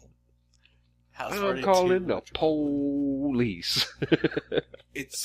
I think it's ironic that they use that same actor, mm-hmm. who was a fucking stingy old black dude who fucking hated everything. Oh, yeah. I think that's why I identified with him, because he hated everything. I found myself identifying with characters that hate everything more often. But mm-hmm. I think it's fucked, or I think it's ironic mm-hmm. that they used that same character to play the kind of raunchy dad character in Friday. Oh, yeah. Well, he's perfect for it. Yeah, he's fucking perfect for it. Like, I wouldn't go in that bathroom there 35, 45 minutes. You knew that motherfucker blew that shit up. He blew that shit right up. But, speaking of shit that should blow up, I did about the exact same thing in my former manager's now Dollar General store. But, well, you went in there and blew that fucking bathroom apart. Yeah, I already fucking started selling to her. Mm-hmm. I'm signing them up for a group stop the other day. Yeah. To our next fucking Friday they work there. Mm-hmm. I went to the bathroom Friday. Mm-hmm. Because I had an hour to kill, and I'd had the stomach gurgles all morning. So, she'd already told me where the bathroom was before, and she don't fucking give a shit that a former employee of hers goes and uses it. Mm-hmm. So, I went in there, and I released the Kraken. Like, this is like a mix in between diarrhea and solid dump. That's disgusting. Where it's just like machine gunning.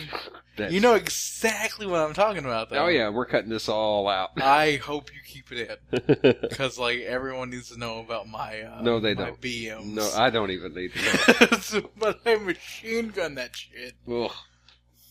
And I was like, this is going to be fucking awful for the next person that comes in here. Of course I flush, but, Sounds like me. I went across the country at time on the bus. I spent fucking 3 fucking days going across the country on the bus, alright? Instead of going a straight shot to fucking Oregon, you know, from fucking Jackson to Oregon, we have to go all the way down to like Brownsville, skirt the fucking border, then come up through California and all that shit. About 2.5 days or so into it, we're in Southern California. I hadn't shit the whole time. I mean, I haven't went at all. The last meal I had before I got on that bus was 8-bean soup. Oh, God.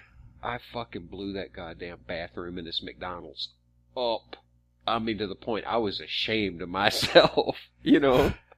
There was actual people walked in the bathroom and I heard somebody go, ugh, and then turn around and walk the fuck out. Because it had just fermented. Oh, my God. I got out of there and like, dude, it was my secret mission to get the fuck out of that McDonald's without being seen. You know what I mean? And get back on the bus, you know? And when I was on the bus, I heard somebody bitching when they were getting on. That goddamn bathroom stunk! Dude, I will never ride a fucking Greyhound again in my entire goddamn life. Oh, I'll do it if I have to. I will never fucking do that shit. Oh, ever a goddamn again. It's a fucking challenge, boy. Oh my God. I only spent 24 hours on a bus. I know you spent probably like for closer to like 72 to a week. Easily. I mean, coming and going at just that one trip. Dude, I've made like 5 trips cross country. There's no fucking way. Yeah.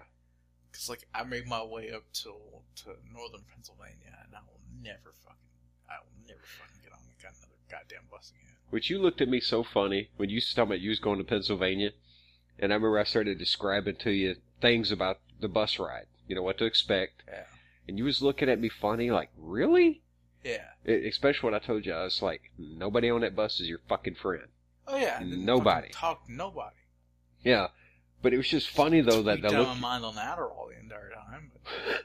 oh yeah, I was fucking staying awake. Oh yeah, yeah. And it's just funny though the look he was giving me in a way, because I mean I was dropping some hard knowledge on your ass. You know, like this is what I've fucking experienced and have learned from other people as well. Dude. You know. Yeah, and I remember you was like, ugh, I don't want to get on this fucking bus. No, I don't anymore either. But dude, I was fucking tweaked out my mind on Adderall, fucking hating everything. Stayed up for the entire time I was on the bus. Yeah. And then the entire car ride from Rochester, New York. Mm-hmm. No, from Buffalo, New York. Yeah. All the way down to Northeast Pennsylvania. Mm-hmm. Was up till about 1 o'clock in the morning. Uh-huh. You know, I had fucking been up and was on the bus at 9:30. Yeah. Probably the day before prior. Mm-hmm. Slept for 10 fucking hours. Yeah. And then yeah, easily. Fine. It was fucking fine. The first time I went across the country, I went across to Florida and shit before, but the first time I ever went, I didn't sleep like the whole fucking way. And dude, that is seriously like, that was a 2.5, almost 3-day trip. Where to Florida? No, not to Florida. That was pretty quick. That was, I can't remember. About a 12-hour drive. Yeah. It was about like 16 hours on the bus or more. Yeah, because of fucking stops. Yeah. But I went that first trip cross country, I did not sleep. I was excited to see the country, and I just could not fucking sleep. By the time I got off that bus, dude, I had literally almost went 3 days no fucking sleep. Yeah. I was in a fucking dream. Do you know what I'm saying? I was completely disconnected. Like a fog almost. Yeah. And maybe I was going to sleep, but like with my eyes open. You know, but I didn't realize it at all. I will never do that shit again. No. Yeah. And I can now get on a bus, and it's hard to sleep, but I tend to go into what I call like a reverie, and you go in and out of fucking sleep. It's like you're a cat getting cat naps. Yeah. Yeah. Dude, now I could drive fucking 14 hours easy. Mm-hmm. Like, that's just... Oh, I'd lose my fucking mind. That's just... I've done it, and I would lose my fucking mind. That's just fucking standard fucking protocol for me now. Mm-hmm. Like, I can drive 14 hours, and then I'm gonna take a break for a little bit. Yeah. That's it. 14 hours living where we are will get us to most places. By 6 hours into that motherfucker, I'd be a road raging son of a bitch, boy. Not fucking even. Mm-hmm. Like, what you saw today was pretty much like medium level that I stay at all the time. Well, I'm talking about like me, like, I'm thinking about times like we went through Tulsa and shit and ended up on a fucking goddamn Indian reservation because they fucked the roads up so bad. Dude. Yeah. Or going through fucking Oregon. The bureaucracy is expanding to meet the ever-expanding needs of the bureaucracy. Yeah. Or going through fucking Oregon, like I said, in them goddamn mountain roads. You're riding up and down these fucking mountains in a go-kart. Yeah. No, that's probably something I could not fucking stand. I told my friend, I was like, dude, we're going to go off the road, land in the bottom of one of these gullies, and get raped in the ass by a fucking... Yeah. Yeah, okay. Yeah, it was me and him. So we're going to go off the road, go down the bottom of one of these fucking gullies, and get raped in the ass by a goddamn Bigfoot trying to get our ass, back up to the road. That's what I'm afraid of every stop that I make out in the country. Like at night, I'm like, a fucking bub's going to come out. Plow me in the butt. Big old gump ape. Yeah, big old gump ape. Life is like a box of rape. Ain't like a box of grubs. They're chewy and delicious. Dude, I have been wanting to talk about the gump ape quite a bit. I've had this idea for like a video. Uh-huh. I wish to God that we could draw and animate. Well, I suck at drawing. I've had this idea of like the fucking Forrest Gump ape, Yeah. Yeah. I don't even know if I want to put him in a suit and a tie. I just kind of want to put him in a DeKalb hat, like walking across the country. Yeah. I'm tired. Go home now. The fuck? What's the Gump ape's name? Corky? Oh, God. Yeah, fake power. No, dude, alright, we gotta go. What's the name of that goddamn show? Because I can never remember. Life Goes On. Okay. Yeah. You told me, and I'm glad I don't believe in a hell, because I would definitely be going there after this. But you told me about Corky doing Public Enemies Fight the Power. Yeah. And first off, I was like, who the fuck is Corky? And what the fuck are you talking about? Who the fuck is, what the fuck is Life Goes On? Yeah. Fight the Power is an alright song. Well, it originally started because we were talking about chicks that were like kind of hot, from old TV shows. Yeah. Yeah. Winnie Cooper. Well, yeah, when she got older, yeah. But I was when that show come on. Yeah. She was 14 and I was 14. Oh, there you go. I had the hugest crush on her the whole time I'm watching that fucking show. I think anyone around the same age did. Yeah. Oh, yeah. If you had a penis in 1988, you had a crush on Winnie Cooper. Yeah. But you told me about this, and I was like, the fuck are you talking about? Because I had never heard of this show before this point. Mm-hmm. We watch the intro, which they do a shitty version of La-Di-Di-Da. Yeah. Originally done with the Beatles. Yeah. I think. They fuck it all up. They fuck it all up. And then it cuts to this kid with Down syndrome, and instantly my first thought is, "Your mom and your masturbate! And we'll poop my pants! And you'll poop my pants!"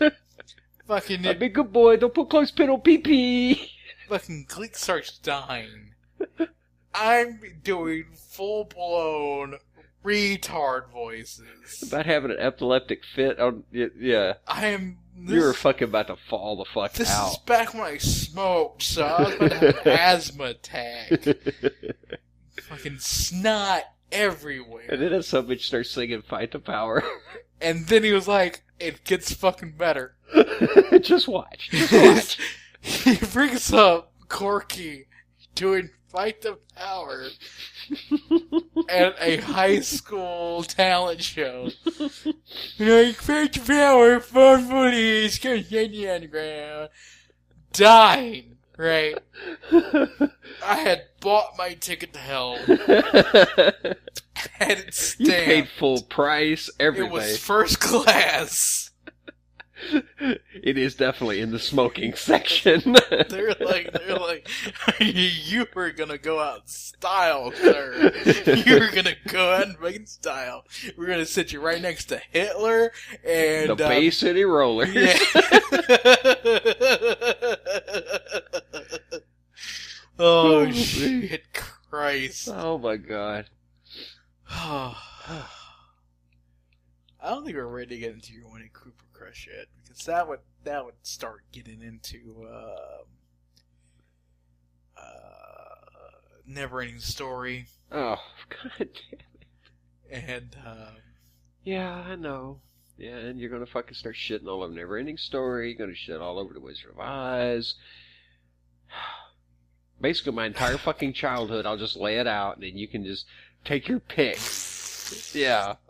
Fucking dive bomb the entire thing. Exactly.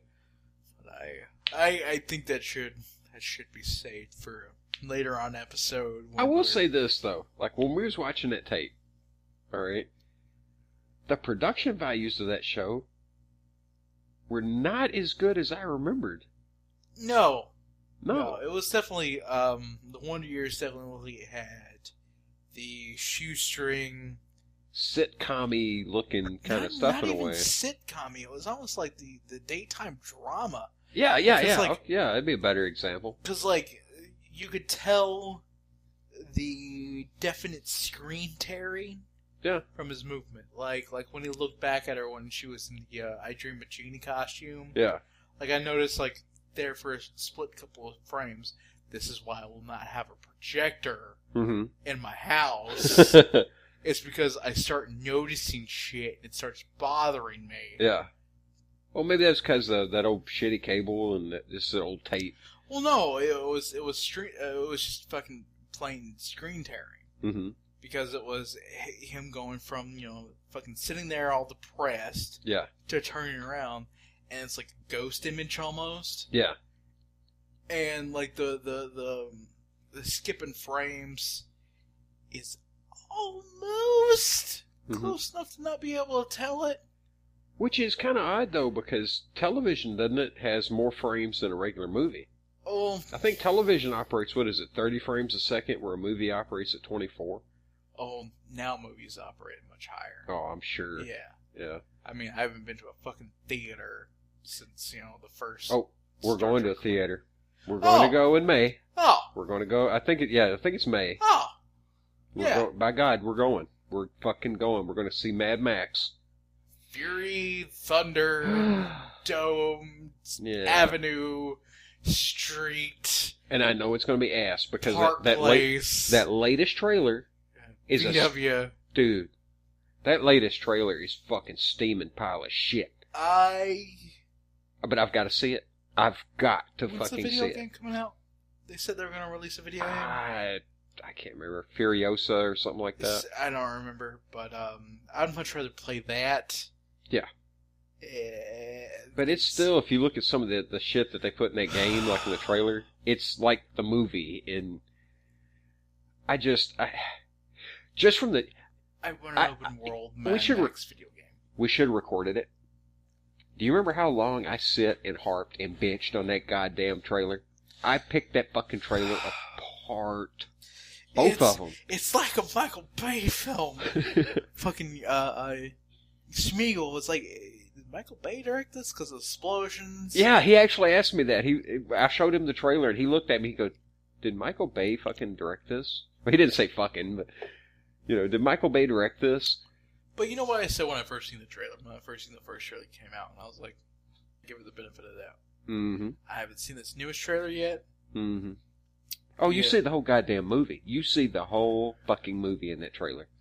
Yet again, I'm like, Gleek, give it a chance. I can't. I mean, I'm going to go watch it, but I know it's going to be shit. I don't. I'm going to enter that. This is not going to... Dude, this will not be another Phantom Menace for me. I will not go into that fucking theater, eyes wide open, heart open, exposed, to have fucking somebody shit on my soul. No, you should never, go into something, fully, this is going to be great. Oh, I went into fucking Phantom Menace fucking goddamn near beating the fuck off. is a conversation for another day. Yeah. And let's just say this. I was in line an hour and a half or more before that fucking theater opened. Yeah. But I don't want to be completely closed-minded that, this it's going to be suck shit. ass. No, I'm not going to be 100% closed-minded. But from what I have seen, and what I have seen of the behind-the-scenes, I've been following this shit for fucking, years on different websites where people would sneak onto the fucking sets and take pictures of the vehicles, and you know what I'm talking about? We've seen this shit 3 years ago. Yeah, I was showing you this. I was showing you sneak peek stuff, But I don't know. I'm gonna have to be. I'm probably gonna have to be hammered drunk when I go see this movie, because I'm probably gonna be an obnoxious motherfucker in that damn movie theater. Then we need to be stone cold sober. Or I need to be really stoned. We're going to be stone cold sober. And I think I need to be stoned, so I'm just mellow as fuck. And probably better than being drunk. We need to be either... I'm going to be fucking stone cold sober. Yeah. And... I'm afraid that whenever this movie's over, you're going to have to all but, drag me out, because I'm going to be fucking inconsolable. Weeping like a fucking child. I'd rather let a fireman's carry you out of there and just get the weirdest fucking looks in the fucking cine. I'm so scared that this is going to be another Phantom Menace and Iron Sky and we will talk about Iron Sky. Oh God, yeah, that's a rage fest right there. I can't believe they got enough money to make a fucking sequel. I can't believe they took one of the greatest ideas ever in fucking conspiracy, movie, fantasy, science fiction history. One of the greatest stories that could ever be told. Holy fuck, this motherfucker. This motherfucker would come at you like a fucking sack of trains. You know what I mean? I remember. And they fucking blew it away. They just fucking shit all over it. Shit everywhere. I remember. We were all excited, fucking hearing about Iron Sky on. Yeah. What? That's another movie I've been paying attention to. Not Patreon. Fucking other one. I can't remember the damn name of it. But anyway, donate to shit. Shit happens. Yeah. Okay. Yeah, I've been paying attention for 2 years that they were making that movie. I was like, and they played it off like it was going to be fucking straight action flick. It was going to be badass. They didn't say a goddamn word about this comedy bullshit. You waited till I was able to come over before we fucking watched this. Yeah, I fucking held off for a week. Yeah. We were like, all right. You walked out. Yeah, I walked out for the last 15 minutes of the movie. Yeah. Before the big action scene happened. Yeah, I remember I was like, dude, where are you going? He's like, I can't take this fucking more. I'm going home. Yeah. Fuck it. I'm gone. Yeah. But, dude, the idea of Nazis on the moon. On the fucking moon. Yeah. All the UFO stories, this is where all the shit comes from. Uh-huh. Nazis on the fucking moon. Mm-hmm. Helium-3. Fucking basing a little bit of a reality. Yeah. You have Meteor Blitzkrieg. How the fuck can you fuck up the Meteor Blitzkrieg? You put, as soon as the defective female officer and the black dude from the new Star Wars movie met, what did I say?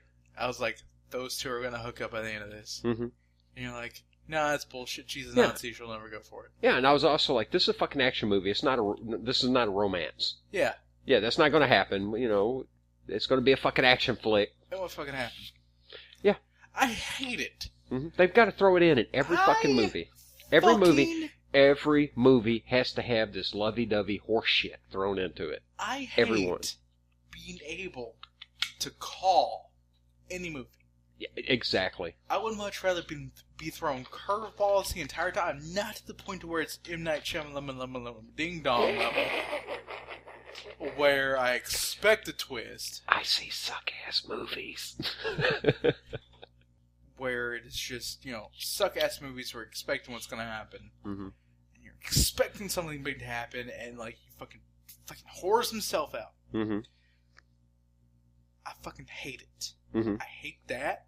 I hate being able to call a movie. Mm-hmm. Even if it is a movie that I've seen 100 times before, I want to be able to find new things in it. Yeah. Like watching Back to the Future. No matter how many times you watch Back to the Future, you always fucking notice something different. Yeah, you'll notice something new that adds to it. Even to the point where it gets to the point where you like notice background shit. Mm-hmm. Mm-hmm. Like we did the last time. It's like, oh, fucking rollerblades in like 2015, Mm-hmm. and like they're on plastic and shit with like I think they were black with the pink straps or whatever in the antique shop. We were fucking laughing our asses off. Schmeagol did not get the joke whatsoever. Yeah, because he was like, even though I should have been disconnected from that, I did see those exact fucking pair of roller skates, I swear to Christ, when I was a kid. Yeah. He completely did not get that. Yeah, well, he's young. He doesn't have the experience. Yeah, I don't think he even got rollerblades. Mm-hmm. But, like, yet again, I have to make the reference to the Lord thy God, the master of all things ever created, fucking Kubrick. Mm-hmm. Every single time you watch a Kubrick film, you know it's something different. Yep. Every fucking time. It's. I dare you to sit and watch Barry Lyndon and not notice new shit when you watch it again. You know what I mean? I forgot that he even fucking did Spartacus. Yeah, but what I'm saying though, like with Barry Lyndon, there's so much shit. Even though I can't even describe it, that movie is fucking awesome. Yeah, like I went through the IMDb page for Kubrick for the fucking 10th, 20th goddamn time. I don't remember how many times I've been there. Well, yeah, I'm sure. And I've seen Spartacus on that fucking list, and I even forgot that he did Spartacus because of how fucking different it is from everything else that he made. I remember watching it years ago and being blown the fuck away by the battle scenes. Yeah, Kubrick's style is able to blend or able to change into what he needs to be able to do. Yeah. Okay. Let's just go from Doctor Strangelove to Spartacus. Okay. You go from almost this dark comedy that, which was about a subject that wasn't funny at all. No, it wasn't. Like, you could sit there and watch this movie completely serious, laugh at a couple of parts from the over-the-top characters, and still, like, by the end of it, it's like, this is fucked. Well, I think that was his message in it, that he was bringing up, it's a comedy in its fucking seriousness. Yeah. The fact that this shit is coming to such a fucking head back then, and we come this close to a war. Yeah. That he was like, you can't help but fucking laugh. Yeah. You're going to laugh or cry. And then, all right, then he made Spartacus. Right, almost directly right after that. The total tone changed. Like, where you can tell with people like James Cameron that tones will stay the same. Yeah. Except for when he went from, like, the Terminator and shit, but even some of that, like, fucking reflects over in Avatar. Which, as a side note, when we're done here, I've got a theory to tell you about Titanic. Really? I've got a fucking conspiracy theory for Titanic. But, I remember watching an interview before Cameron did Titanic, where Kubrick told him to never do a period piece that would drive him crazy. Oh, yeah. I think that's because Kubrick did Barry Lyndon as a period piece, and he was able to do it, and he knew that James Cameron would be able to. Yeah, well, yeah, I mean, that's what I'm saying. Barry Lyndon, you can tell by those scenes, like, Jesus, he put so much fucking effort into every one of them. Like, I think every frame. Yeah. like, I would not be surprised if every frame was just, like, painstakingly toiled over. Oh, my God. Which, yeah, it's got one of the best... The whole shootout scene at the end of that movie. Whenever Barry fucking ends up losing a leg and shit. Yeah. I don't know. I didn't see that coming. No. I was completely... And like I said, normally I can judge a movie. I can tell usually what's going to happen. But I was completely took by surprise by that.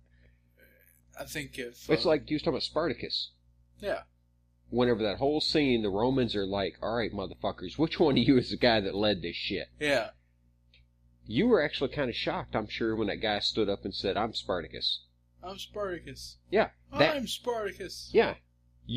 I know I was. Yeah. I was a kid when I saw it, and I remember being like, whoa. I had already... He was such a leader that his whole army stood up, By the time that I got around and watched fucking Spartacus, pop culture had already spoiled it for me. Mm-hmm.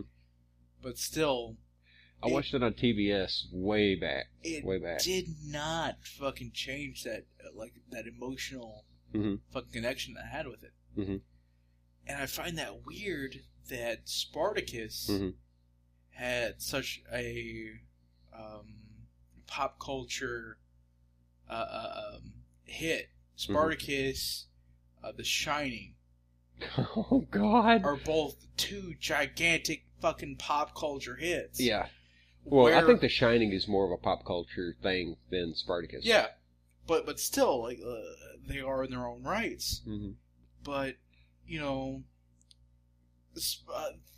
both of these movies aren't even thought of as Stanley Kubrick. Mm-hmm. When people think Stanley Kubrick, they think of 2001: A Space Odyssey. Mm-hmm. Yeah, you naturally, when you think Shining, you automatically think King, even though all he did was write the book. Yeah, yeah. Or you think Jack Nicholson. Oh yeah, yeah.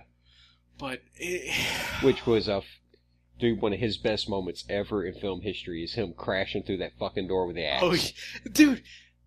Yeah. Yeah. No. Just the insanity. Not even the scene where he sticks his head through the door. That's good. I'm talking about the intensity of the scene as he comes shambling in there with that fucking axe and just starts wailing on that fucking door. Yeah. You're like, oh. Johnny. Yeah, but when he's wailing on it, you're like, oh my God. Dude, the fact that woman actress, Kubrick put her through hell. Shelley, Duvall? I think it's her name. Shelley something. Yeah. But Kubrick put her through hell just to get her into a more unstable mindset. He wanted her jumpy and nervous and... Yeah. Yeah. And then did not tell her what was going to happen in that scene. Yeah. I'm not sure if she's ever been in a movie since. She has. Oh, yeah. She was in Popeye and a bunch of other shit. Really? Yeah. She played Olive Oil in Popeye. Dude, the opposite of Robin Williams. If I was... Which we'll talk about Robin she played Williams a good fucking Olive Oil, actually. We'll talk about Robin Williams another day. Yeah, yeah. Which he means more to you than he does me. He does. Even though I've seen his whole career unfold. He does, because he was a gigantic part of my childhood. But, well, yeah, it's the whole Aladdin thing. Oh, and not even that. Yeah. But yeah, well, I'll save that for another time when I'm less drunk. But yeah. Yeah, we're a few in the cups. But the whole, I'm going to do anything that will make this film to my exact specifications. Mm-hmm. It's just something that, most directors now will either fill in with CG or just cut out. Yeah. Yeah. Well, there was some scenes, though. There was some cuts made to, Spartacus and stuff. I don't know. Should these scenes have been left in? Yeah. The bathhouse. I mean, have you seen them clips? No. You've never seen that? The whole homosexual bathhouse fucking scenes? I was thinking about more of the cuts, I wasn't... Well, just go watch that scene. You get a chance, go watch it, and kind of ask yourself, ooh, should that have been put in? It kind of adds more to the character. Yeah. It really does. It tells you something about the mentality of the people, and But I was thinking of less of the storyline and character building, more of the actual physicality of the direction. Mm-hmm. Because some of the extras were wearing wristwatches. Yeah. Because nobody cared. Yeah. Well, accidents happen, know. There's some scenes where you're able to see some of the slaves fucking tuck and roll under the walls, or some people will reposition themselves. Yeah. But this is by people that fucking painstakingly, watch every single little bit. Back in the 60s, Stanley Kubrick was still finding his way, and I bet it was because of them people that he was just No. Yeah. 127 times, I don't give a fuck. Well, you know, the part that really stands out, and it's weird, it's in the battle scene that really stands out to me. To me, it's when he showed the might of the Roman army. All right? And how that the retribution was going to come down on these fucking slaves. Yeah. The log scene. The flaming logs. Yeah. All right? And I remember being a kid and I'm watching it, and it just struck me all of a sudden. I was like, holy fuck, that as a military thing, that's fucking beautiful. Yeah.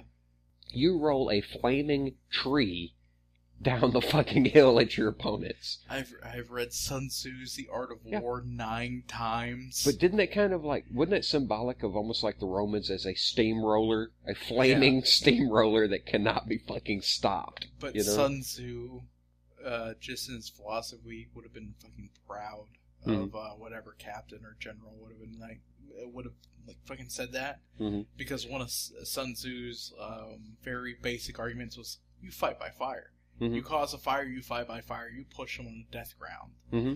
Or you force your own men in the death ground and they'll fight harder to get the opposite way out. Yeah. That's why you never fucking push them back into a corner that they can't retreat from. Yeah. You would much rather have... Never completely surround the troops, unless you have a huge mass of men. Yeah, that it's... and you can crush them. Yeah. That's the thing of the 1,000 men on the hill. Yeah. And he said, I could take 2,000 men and I could fight them and lose almost everybody. But if you give me 10,000 men, I'll take it without a fight. Yeah. Yeah. But unless your name is Hannibal, Carthage, and you're able to completely surround someone and whittle your way through the entire Roman army in a series, in a time span of 8 hours of just hacking and killing every single man individually. Yeah. Then you cannot have a crushing defeat either way. Yeah. That is what is called artificial death ground. Mm-hmm. What Hannibal did, which was fucking beautiful, is he marched his men in a facing the other army parabola. Mm-hmm. Okay. He went towards the Roman army, and the Roman army at that time only used the block formations. Mm-hmm. When they all started coming toward him, he allowed them to come in, and he would, indent that parabola to where they're wrapping around the Roman army for three sides. Yeah, he'd flank them, yeah. Yeah. He calls themselves, he calls the Roman army in their block formation to cause their own flank. Yeah. Then, off, I think it was fucking 10 miles, he had a cavalry unit led up by one of his brother's cousins somewhere. This cavalry unit circumvented the entire army and started crushing them from the back. So they were completely surrounded. Well, a cavalry would have to be used in hit-and-run tactics. A cavalry is good for a charge, but they're not good for a sustained stand face-to-face and fight. So that would keep guys from backing up. Yeah, he can't. The hit-and-run tactics, you know what I mean? They'd swoop in every time a group of them tried to disengage. He would come in and hit them, He just used some fucking crush. Yeah, that's what I'm saying. I'm talking about the cavalry comes in and, you know what I mean? Yeah. Look at the way that we use cavalry now, the helicopter attacks. Yeah, it's quick hit and run go. But in this certain battle, fucking Hannibal used them to crush. He used his entire army to crush. Yeah, but I'm saying, though, cavalry is generally not used for, face-to-face stand and fight battles. If they're not mobile, they're dead in the water. Yeah, cavalry too is known to dismount from their horses, but they use the horses to get into position super fucking fast. Yeah. And to get what they did. Yeah, and to get the fuck out of there when shit starts going against them, or their usefulness is done there. But the way that they fought back then, with the most recent use of cavalry that was still horses, Civil War, for me at least, is still even hit and run tactics. But you had guys that would do quick flanks around something. But by that point, you had artillery. Yeah. Which you just did not fucking... You know, Yeah. you're not fucking with artillery at all. No, thou shalt not charge fucking artillery. No. I fucking learned that at Gettysburg real quick. Ask Pickett about that bullshit. He'll tell you real quick. Don't charge artillery, especially if it's open ground for a long distance. Oh my god, there's so much stupid. Like we can go back all day long. I guess like people who are super fans of football and like be like, you should have done this play like that, and come back with military strategy and be like, this is where you fucked up. Yeah. And like this is only because like we know, like we've read the books of military disasters. Yeah. But it's you talk about football. It's what my daddy used to describe it. My dad hated football. Yeah. But the times that we had to sit and watch it with other people, you know, fucking Thanksgiving, that bullshit, he used to bitch. Because he was like, football is simulated combat. And he got tired of what he called hey diddle diddle right up the middle, you know. And I can actually remember my father saying that. It didn't work for Pickett, god damn it. Yeah. You know. It's just, you've got to outthink the other fucking team, you know. Yeah. You've just got to. Which I wish that in football they were able to, you know, going back to Sun Tzu, use one of his tactics where one emperor or one general sent to another general it was supposed to be a pot full of wine because that's what his section of China was supposed to be known for, but instead it was a pot of piss. So this general, you know, they're going to send like a Gatorade tub of piss to the yeah. But this one general was like awesome. I got wine from this one territory. Maybe they'll be open to talks. Yeah, open it up. It's full of piss. And he ended up having his men kill the monk. That fucking kid brought it. You never kill the messenger. He killed the fucking messenger. You never kill the messenger. Who the fuck's supposed to carry the fucking message pack? I guess when the messenger doesn't come back, you already got the message. I guess. Jesus Christ, man. Holy fuck. Wow. But yeah, 9 fucking times I've read that book. Wow. I read, like I said, The Art of Peace. I read that a long time back. For me, that was influential as hell. Art of Peace? The Art of Peace. What? Just look it up. You can get it online for free. You know. It's fucking worth reading. I noticed that I've read a lot more Asian philosophy. Yeah, I borrowed some books from you at times. Yeah, like one was about Bushido and Miyamoto Musashi's The Book of Five Rings. Yeah. Then I have when it comes to Western philosophy, of course, Descartes, Sir Francis Bacon, the Federalist Papers,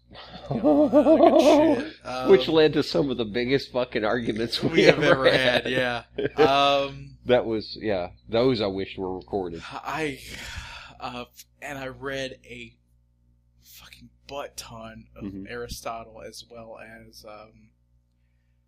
Machiavelli. Machiavelli is at one time. He is crooked as shit. He was no doubt. It works. His crooked shit works. But also, in his other works, it's, you know, kind of hopeful. Yeah. You know, it's like The Prince is like, here's how you be a fucking scumbag and get what you want. Yeah. His other work is like, this is how you be a good guy and get what you want. Yeah. Well, either way, it's how to be a manipulative little son of a bitch, but... Now, this is going to sound hippie as shit, okay? But around, goddamn what year, 97, 98, I was young, bored, I had nothing fucking going on except for, like, getting high. Dude, all I used to do is fucking, like, get bombed out of my mind and read science books, read philosophy, I was trying to figure out the world. Yeah. I mean, for real. And I remember I walked out in this big field we had near our house. The grass was up like almost fucking chin high. Yeah. All right. And I remember there was this big open spot where the deer had been sleeping. You know, and I don't know if you ever seen a deer nest. No, not really. Yeah, deers will kind of wallow the grass around an area, and they will come back to it, and they sleep in that nest area. You know, it's you'd have to see it to know what I'm talking about. It's kind of cool. But I carried a copy of Marcus Aurelius. You know, the Meditations of Marcus Aurelius. Wow. Yeah. And it's one of my favorite memories of thinking back. I smoked this fucking doober that was like big as your middle finger. Alright? Yes, sir. It was fucking monstrous. Alright? I got fucking completely blotto. And I fucking read more than like... I read, I'd say at least a third of that book just in that setting. Sitting fucking cross-legged, middle of the day, sun shining like spring, summer, you know? Yeah. And read fucking Marcus Aurelius. It was a hell of a time. I mean, like a really good fucking memory, you know? How I got into reading a lot of my philosophy was I didn't want to figure out the world. Oh, I wanted to figure out what the fuck was wrong with people. Because I figured if I could figure out other people, I could figure out what was wrong with me. Mm-hmm. And, of course, that turned out to be not fucking happening. Yeah. Yeah. But I started reading philosophy as a way to kind of assess, you know, all the things that could happen. Mm-hmm. And I was in, you know, the fucking regular English class in high school. Mm-hmm. And I read the first book. I don't even remember the fucking name of it that she had ever assigned. Mm-hmm. Read it. Didn't like it. Mm-hmm. Went ahead and did all the fucking paperwork for it. And then she assigned for us to read Jane Eyre. Oh. Which is fucking ghost story horse shit. Yeah. Yeah. I remember I read the first paragraph of that book. Mm-hmm. I was like, fuck this. I stopped reading it at that. It's like the time I read The Scarlet Letter. It was one of the worst slogs I ever had through a book. Yeah. I then pulled out of my backpack my copy of Aristotle's The Politics. Mm-hmm. I was reading that instead. Mm-hmm. And then got to the point where I told this English teacher, so I wasn't doing any of the fucking work. Mm-hmm. I told her, I was like, I would much rather be reading this than any of that ghost story stuff. Yeah. And she was like, that's some pretty deep shit you have there, but, you know, either way, you're going to end up failing.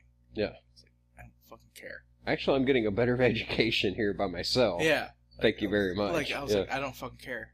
Very next semester, I was in, you know, the English class you can fucking use where it teaches you how to, like, fucking lay out sentences and write in a proper way and be able to do term papers and shit if you had to fucking use it. Yeah, not to write like you're on fucking Twitter. Yeah. You know, which is some gobbledygook, it's dude. Fucking shit. Yeah. But what else are you gonna do? 140 characters. Yeah. But it's called Do Another Post, you jackass. Yeah. But I took that class and I learned more from it than I ever would fucking like slogging through this fucking horse shit where I had to read stuff that I didn't fucking like. I had kind of the same thing happen. I mean, almost like you said about, like, they tell you to read something, and you're like, fuck this bullshit, I'm going to do what I want.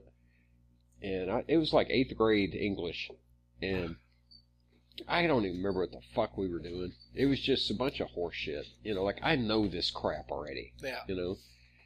And I remember just reached over, I looked behind me, I was sitting in back, I always sat in the back of the class. Yeah. I was that kid sitting in the back of the class because fuck the rest of this shit.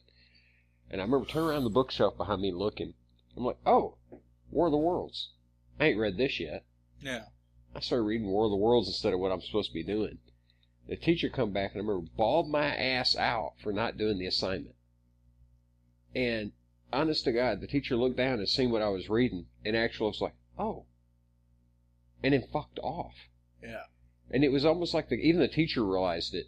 You know, where you had the teacher getting pissed off, you know, saying, you're going to fail. The teacher looked at it and like, actually, you picked something fucking better than what I'm teaching here. Yeah. Because I told him, I know what you're doing. I've already read this fucking book. I read this book within a month after fucking school started. Yeah. And I used to read all my textbooks like the first fucking month. I was not, because of this fucking bitch, I was not able to read a fiction for fun until I got to, reading fucking Star Wars books and science fiction shit again. Really? Like fucking 2 or 3 years ago. That's weird, man. I started reading fiction when I was a kid. Well, I read fiction all the way up until I got in high school. I really kind of, fell out of reading regular books and started reading, like comics and shit. And then that fucking weird period in between halfway through junior year and all of senior year, I just got fucking deep into reading nonfiction shit. Oh, yeah. Yeah. It was just like, it's like, you have to learn some other things now, is what my brain told me. But did you ever have that unpleasant experience of trying to read Nietzsche? No. Oh, fuck me. Dude, just be glad you didn't, because I read that shit. And I remember then, like I said, I was high school, like, what a weepy, emo motherfucker. And I understood some of, what he's getting at, the main thrust of shit, but I was just, I couldn't. I got fucking tired of it.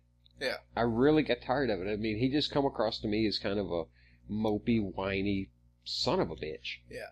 It's like I like the idea, when I was in high school, I like the idea that everyone could work together for a common cause. Okay. Then I read the Communist Manifesto. Yeah. And all that shit changed. Yeah. And at that moment, I realized how much bullshit it was for everyone to be working toward a common cause. Which, don't get me wrong, I believe, helping out your fellow man, doing this, that, and the other. Well, in a perfect world, it would be beautiful. Yeah. But it's not.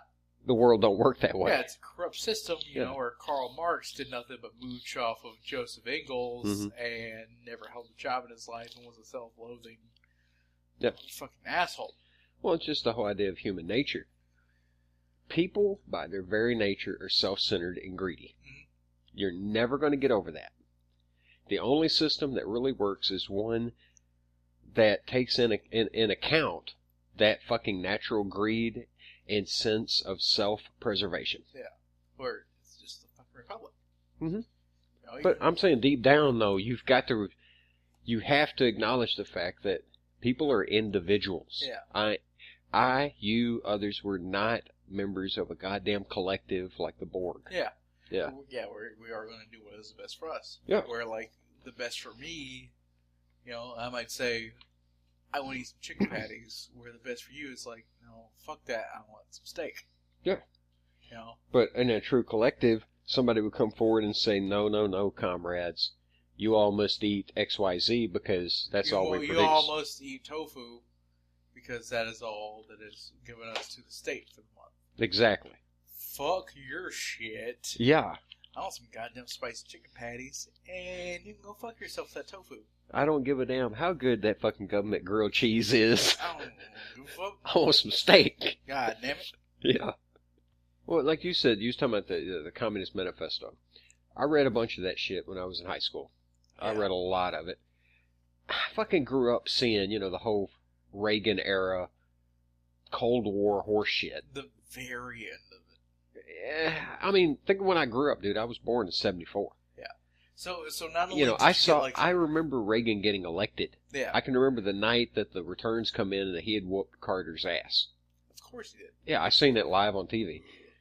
But for me, the big telling point. You were born during the Johnson administration. Do what? You were born during the Lyndon B. Johnson administration. No, Nixon, I think. 1974. I mean, I was born technically during the Vietnam War. Okay. It was the very tail end of the fucking Vietnam War. I'm trying to think, was When did Lyndon Johnson take over? Like, when was Carter elected? 74 or 76? 76, yeah. Okay. And so Lyndon Johnson, I think, had like... Johnson was way the hell before, dude. You're thinking fucking Lyndon B. Johnson? Gerald Ford. Oh, yeah. Fuck, dude. Yeah. Yeah. Yeah, mister, I'm going to hit people in the head with fucking golf balls and fall down the goddamn ramps of fucking airplanes and shit. Yeah. Fuck, dude, I got my vice presidents took over after their president either got shot or fired. Oh, or almost impeached. They actually have a big naked mud wrestling contest, and they beat each other down in like a big pool of Jello right there in the White House. Oh yeah. Yeah. That's really that's really what happens, you know. Actually, what happens? The big Illuminati meeting, they all get around in cloaks. Hold on. Vince McMahon comes in with Vince McMahon comes in with it on his giant big wheel. Okay, he comes riding in on the big wheel, and he's looking at Jesse Ventura at this time. And he's like, oh, Jesse, I wish you a match. I want Nixon. Hold on. I want Nixon. In a cage. Against Gerald Ford. And I want to build as the victory in Vietnam. And I want it to be on pay-per-view. It's going to cost $69 for the high definition quality, or you pay $9.99 a month. 1974. What was the high definition quality? That meant that you got the antenna pointed in the right direction. Yeah. 1974. Yeah. It's not the HDMI cables that I told you that I was going to use for my shit. No, that was that screw-in shit like you see on the end of Atari cables. Know, the connector. I told you that I was going to use the like today. I was like. The fuck do I need this for? When we use HDMI cables, you're like, HDMI, and I'm like, well, I can't fucking help it if I want to see crystal clear video quality. I don't give a fuck. I grew up grainy black and white, and then fucking VHS, early VHS. As long as I see the fucking image and I can hear it, I'm good. I have glasses just like you. I don't see that well to begin with. You are full of shit. I will watch high definition. But ultimately, I don't give a shit. You were full of shit. No, I'm not. You were full of shit because, like, when we were watching that Wonder Years tape, it had a little bit of fuzz in it. That's because the cable was fucky. The cable's fucky. Of course the cable was fucky, because it's the goddamn shit you gotta screw into the back of the television. You know what I'm saying, though. As long as I can see it and enjoy it, I'm going to watch it. Did you have to fuck with that cable? Because it's a fucky cable. Did you have to fuck with that cable? Yes. You could see it and enjoy it. It didn't come in no fucking HDMI, I tell you that. It wasn't no high definition fucking see every pore in their fucking skin broadcast. But you could see and enjoy. It had fucking static. That is what it's like for me when I see shit that isn't in high definition. Because imagine being able to see like fucking pixels. But ultimately, if the only way I can see it, and yes, there is a little static, there's a little tape blur, I will put up with it. If it is the only way, if it is the absolute only way that I'm able to see this one thing, I will put up with it. Fucking Nosferatu. Yeah. It's fucking yellow and black. Yep. It has all kinds of pits and fucking shit that comes up on the Yeah, because it's a degraded old piece of film that they copied. Yeah. Yeah. I will watch it in that quality. I will enjoy it in that quality. If I want to see the Lord of the Rings, I want to be able to see it crystal clear, high definition quality to the point to where I can see the goddamn makeup line on their neck. It's gravy.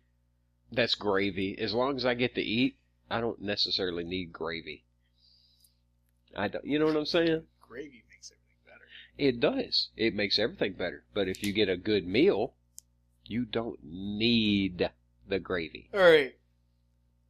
Could you eat? Have you watched porn in goddamn high definition? I have. Ew. Ew. Ew. Ew. All right.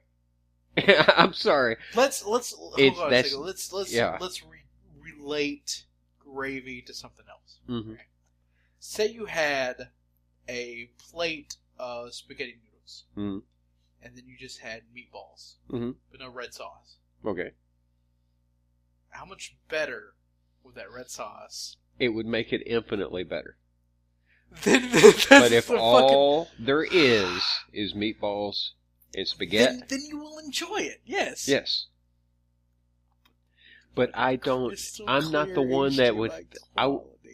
I'm not the one. Projected on the goddamn white wall, and it's washed out because of the fucking sun. I am not the one that's going to look at that plate of spaghetti and cuss the whole plate of spaghetti the whole time I'm eating it, saying, I'm not going to eat it unless there's red sauce. Or, goddamn, why can't there be red sauce? I'm the guy that look at that. I'm just going to be happy that I'm eating. You didn't even put the red sauce on there? That is like my mindset. I'm like, yeah. Give me a tomato, motherfucker. If it's available, I'm not going to argue about it, but it's not a necessity to me. It really isn't.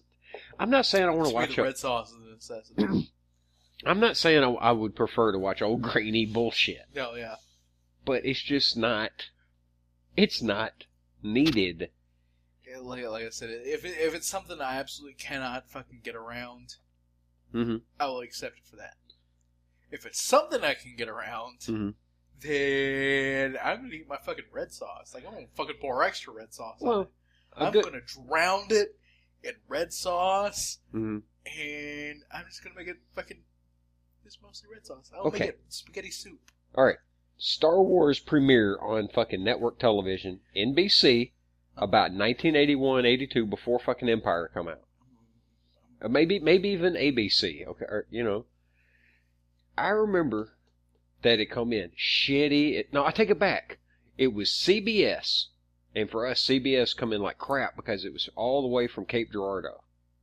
Okay, and we used to get that signal crappy as fuck. We could pick up ABC really good, NBC middling, from Paducah. But you had no other choice. I had no other choice. The second time I watched Star Wars was on a black and white fucking Admiral television that was barely bigger than this piece of shit. It was old. That's about 10. Something 12. like that. Fuck, I don't know. Big enough. But anyway. But I watched it, and I was happy. I was happy. You had no other choice. I had no other choice. I would have preferred if they put it on a better channel. I could have seen it more clear. So it was like but you had your red sauce. I didn't need. It's not necessarily about things that you need. It is. Everything in life's about what you need. Okay. It's not about what you... We're about to get into a whole fucking different ride conversation. The world is not about what you want. It's about what you need. Yeah, but we're about to get into this whole fucking different objectivist and ride conversation where it's like, fuck it, I'm going to get what I want. Well, yeah. Exactly. But I will fucking use whatever route that I can to be like, I need crystal clear quality, fucking 4K 85-inch high definition where I can see makeup lines. I'm all for it. I understand the mentality. I get it. But I'm saying, me personally, it's not a priority for me. It's not a priority, but fucking why not? I don't know. I watched a porn one time in fucking high definition, and it just kind of creeped me the fuck out. I really don't need to see every pore and zit on the motherfucker's ass. Dude, because you're fucking picky as shit. I know. Yeah, I don't understand how you can be like so picky about some things. Yeah. But you don't fucking care about others. Yeah. Like the fucking what you Food is not a biggie. Food is not a biggie. Yeah. Porn quality is. Damn right. You would much rather. I know, like us going through fucking a thread, and you'll say, "Hey, that chick's pretty hot," and I can't help but look at it and go, "Mole, fucking bra line, like fucking stupid shit." Speaking of which, that is something that drives me insane. I can't stand it to see amateur pictures, other shit. I can't stand it. I hate it. Why in the fuck is it that as soon as the fucking bitch's bra comes off, then they snap the picture? You can't wait 2 fucking minutes until them goddamn indentation lines disappear. Can't wait. I can't wait! Yeah, but with me, that's the first thing. I just focus. It's like... What are you gonna be like? You gonna hang around and be like, paint me like one of your French girls? Fuck that shit. Fuck that. I'm glad. Oh my god, I'm glad you fucking brought that up. I meant to bring this shit up. Titanic and James Cameron? Yes. Holy shit, that's dialed back an hour and a half. Yeah. Before we get off on this tangent. Okay, I'm so glad you fucking brought that up. Alright, ultimately, what the whole idea, you watch that movie, Jack is a time traveler. He is a fucking time traveler. Dun, dun, dun, dun, dun, dun. Yes. Okay. It's super important, it seems, for him to get on this fucking boat. Okay? Yeah. To the point, at the last minute, he's gambling trying to get on this fucking boat. Alright? He gets on the fucking boat. He just so happens to see fucking Rose right before she jumps off the fucking boat. Uh-huh. Coincidence of coincidence. Horse shit. Alright? Now, if you listen to the bullshit he says, he fucking mentions ice fishing on this fucking lake, and I can't remember the fucking name of it. But if you look that fucking lake up, that is a man-made lake that didn't exist for a period of like 4 or 5 years after the fucking Titanic sank. Because James Cameron does not know how to write a script for a period piece. Shut up a minute. Shut up. Shut up. Shut up. Shut up. Alright. Alright. It gets a little further. There's another Okay. instance of this.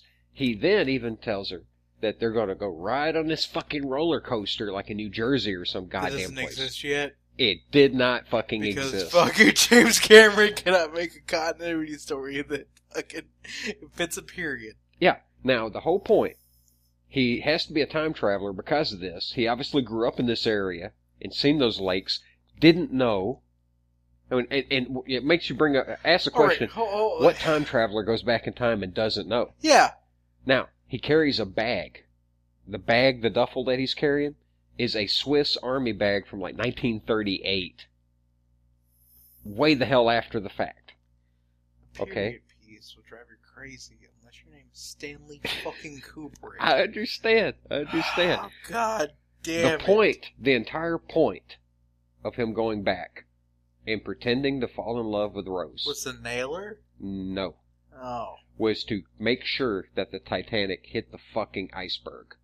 If she had jumped off that ship, as rich as her fucking boyfriend was, he probably could have put his foot down, got the captain to stop the fucking boat, and do a search for her. Think about it. This is a fucking ship where that the rich elite were paying the equivalent of $75,000 for a fucking trip across the ocean. When Mr. I own the goddamn diamond the size of my fucking nutsack or bigger says stop the fucking boat, they stop the boat. Jack was there to make sure her ass didn't fall off the fucking boat. Yeah. He was there to make sure everybody died. Certain people had to die. Why did he suddenly ignore his friend goddamn near through the whole entire movie? Because piece of shit Okay. that puts hoes before bros. Well, yeah. But you see my point. He knew that this guy had to die. So he fucking just steps away from, obviously what they play is his best friend that he's met in Europe. You know, and that they're going to go to America together, you know, as friends. He ignores his ass through the fucking movie. I know.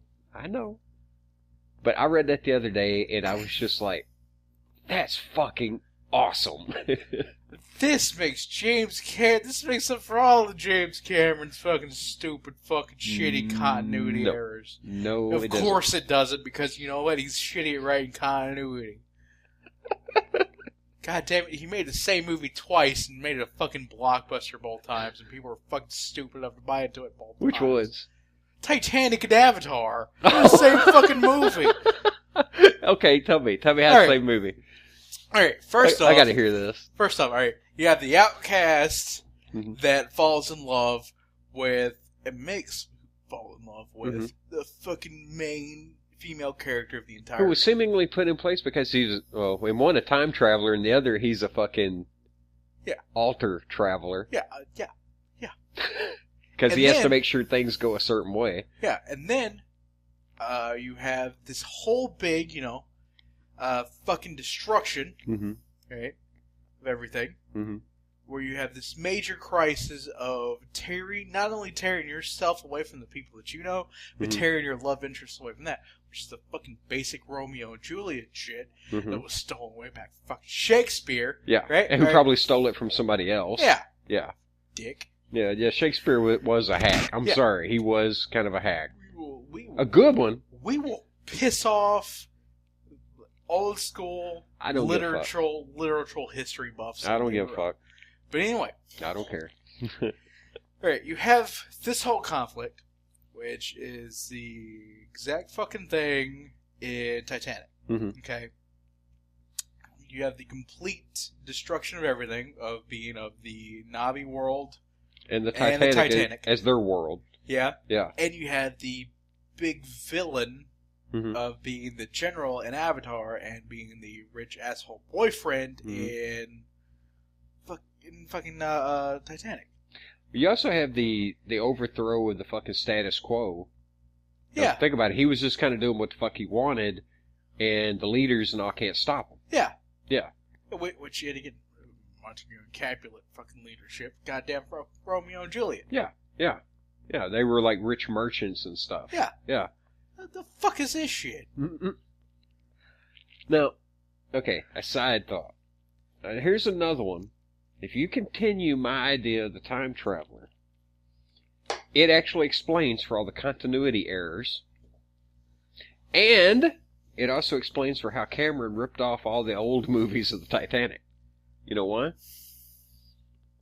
Changing of the timeline caused fluctuations throughout the whole space-time continuum, and what you were seeing, these continuity errors, were the alternate worlds, like one world over.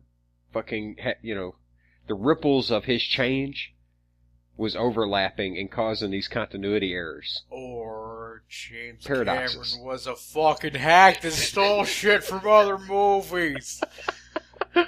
Yeah, but come on, my theory is much more entertaining. Oh yeah, it's entertaining, but I'm the one who doubts people's intelligence to make things unless they have a proven track record of making good things. Yeah. Which, James Cameron, I don't fucking give a shit. Alright, Aliens was a good movie. Yeah. Oh yeah, for an action flick, it's good. Terminator is a good movie. Yeah, it's fucking awesome. Yeah. They are not things that continuity errors and stealing other people's shit is much of a problem. Well, think about it. Like in the Terminator, the continuity errors, the problems in that movie. Oh yeah, because you can make up the fucking horseshit timeline. Goddamn, it's the garbage. Yeah, it's the fucking paradoxes and ripples from other worlds. Come with me if you want to live. That whole shit. You get fucking alright. Oh, that was the second movie, man. You take Conan the Barbarian. Yeah. Right, yeah, make him a robot.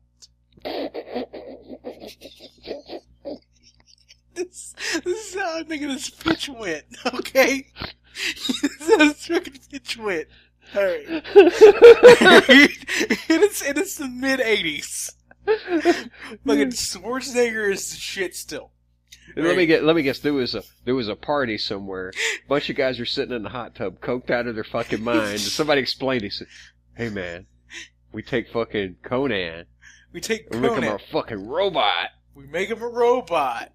Right? He puts his hot chick, right, as the main protagonist. Yes.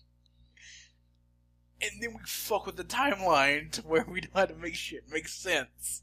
Ever! And we can throw in scenes of an apocalypse, which is going to, wow everybody. And then fuck it up 30 years from now. Yeah. Speaking of which, that last goddamn Terminator, that movie is unfucking watchable. I just kept... Yeah. It's supposed to be with the submarine and bullshit in it, the whole fucking part on the sub and... Well, it wasn't the one that's come out this year? No, it's been a while. Okay, you're talking about with the motorcycle robots. You know, remember the motorcycle Terminators? Dude, I fucking... Oh, so God. Shit on my fucking head. I just kept wishing. There was a little while there where I kept watching just, like, shitty new movies. Yeah. And I would blank them out of my mind. Mm-hmm. Mm-hmm. Like, that's why I think that the new Planet of the Apes movies are so good. It's because there's so much worse shit around that... I still haven't watched the last one. I haven't either. I watched all the old shit. Yeah. And I was really disappointed by all these newer ones. It's dude, already been done. I mean, it's been done. Tim Burton shit that came out, what, like 98, where it was like the guy that played in the Green Mile doing the gorilla. I think it reminded me of the guy that did the Green Mile. The big black dude? I can't remember. That was the one with Marky Mark, wasn't it? Yeah, I think so. Yeah, oh yeah. God. But I remember the only best part was Charlton Heston playing the leader of the apes. I mean, that was fucking cool. Yeah, him holding the fucking the Uzi or whatever. Yeah. Yeah. But that scene. But was it Dawn of the Planet of the Apes? Mm-hmm. The first of the newer two. Yeah. Yeah, anyway, that's the one I seen. I really like that movie. I like that movie not only because, you know, it's fucking Planet of the Apes. Mm-hmm. It seems like it gives you a little bit more backstory of it. It kind of cuts out the cheesiness. Oh god, the first ones were cheesy as fuck. It kind of cuts out the cheesiness.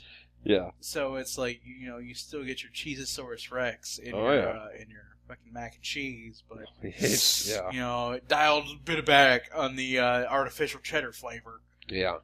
You know, and it has some really good action scenes. Mm-hmm. Has some pretty good writing in it. The only complaint I have is fucking James Franco. I don't like him fucking anything I've ever seen him in. That's just a personal gripe. But the dad from Third Rock of the Sun is an Alzheimer's patient. He was good as a confused old man. Mm-hmm. The action scene at the end, I know it's all fucking CGI, where they have like that big fight on the Golden Gate Bridge. I enjoy it was alright. I enjoyed the teetotal fuck out of that scene. I don't know. I just kept thinking, like, I've seen this movie. But I don't need a remake. I watched all this shit when I was a kid. I don't need a remake. To me, I distance these movies so far from the ones back in the 60s that I don't even see them as the same shit. Yeah. Well, I mean, I like the way that they updated some of the graphics. Some of that shit's cool. Well, it's not visually, about the graphics, it's cool. But it's just taken the loose story of Planet of the Apes and turned into something different. Where, but they missed something.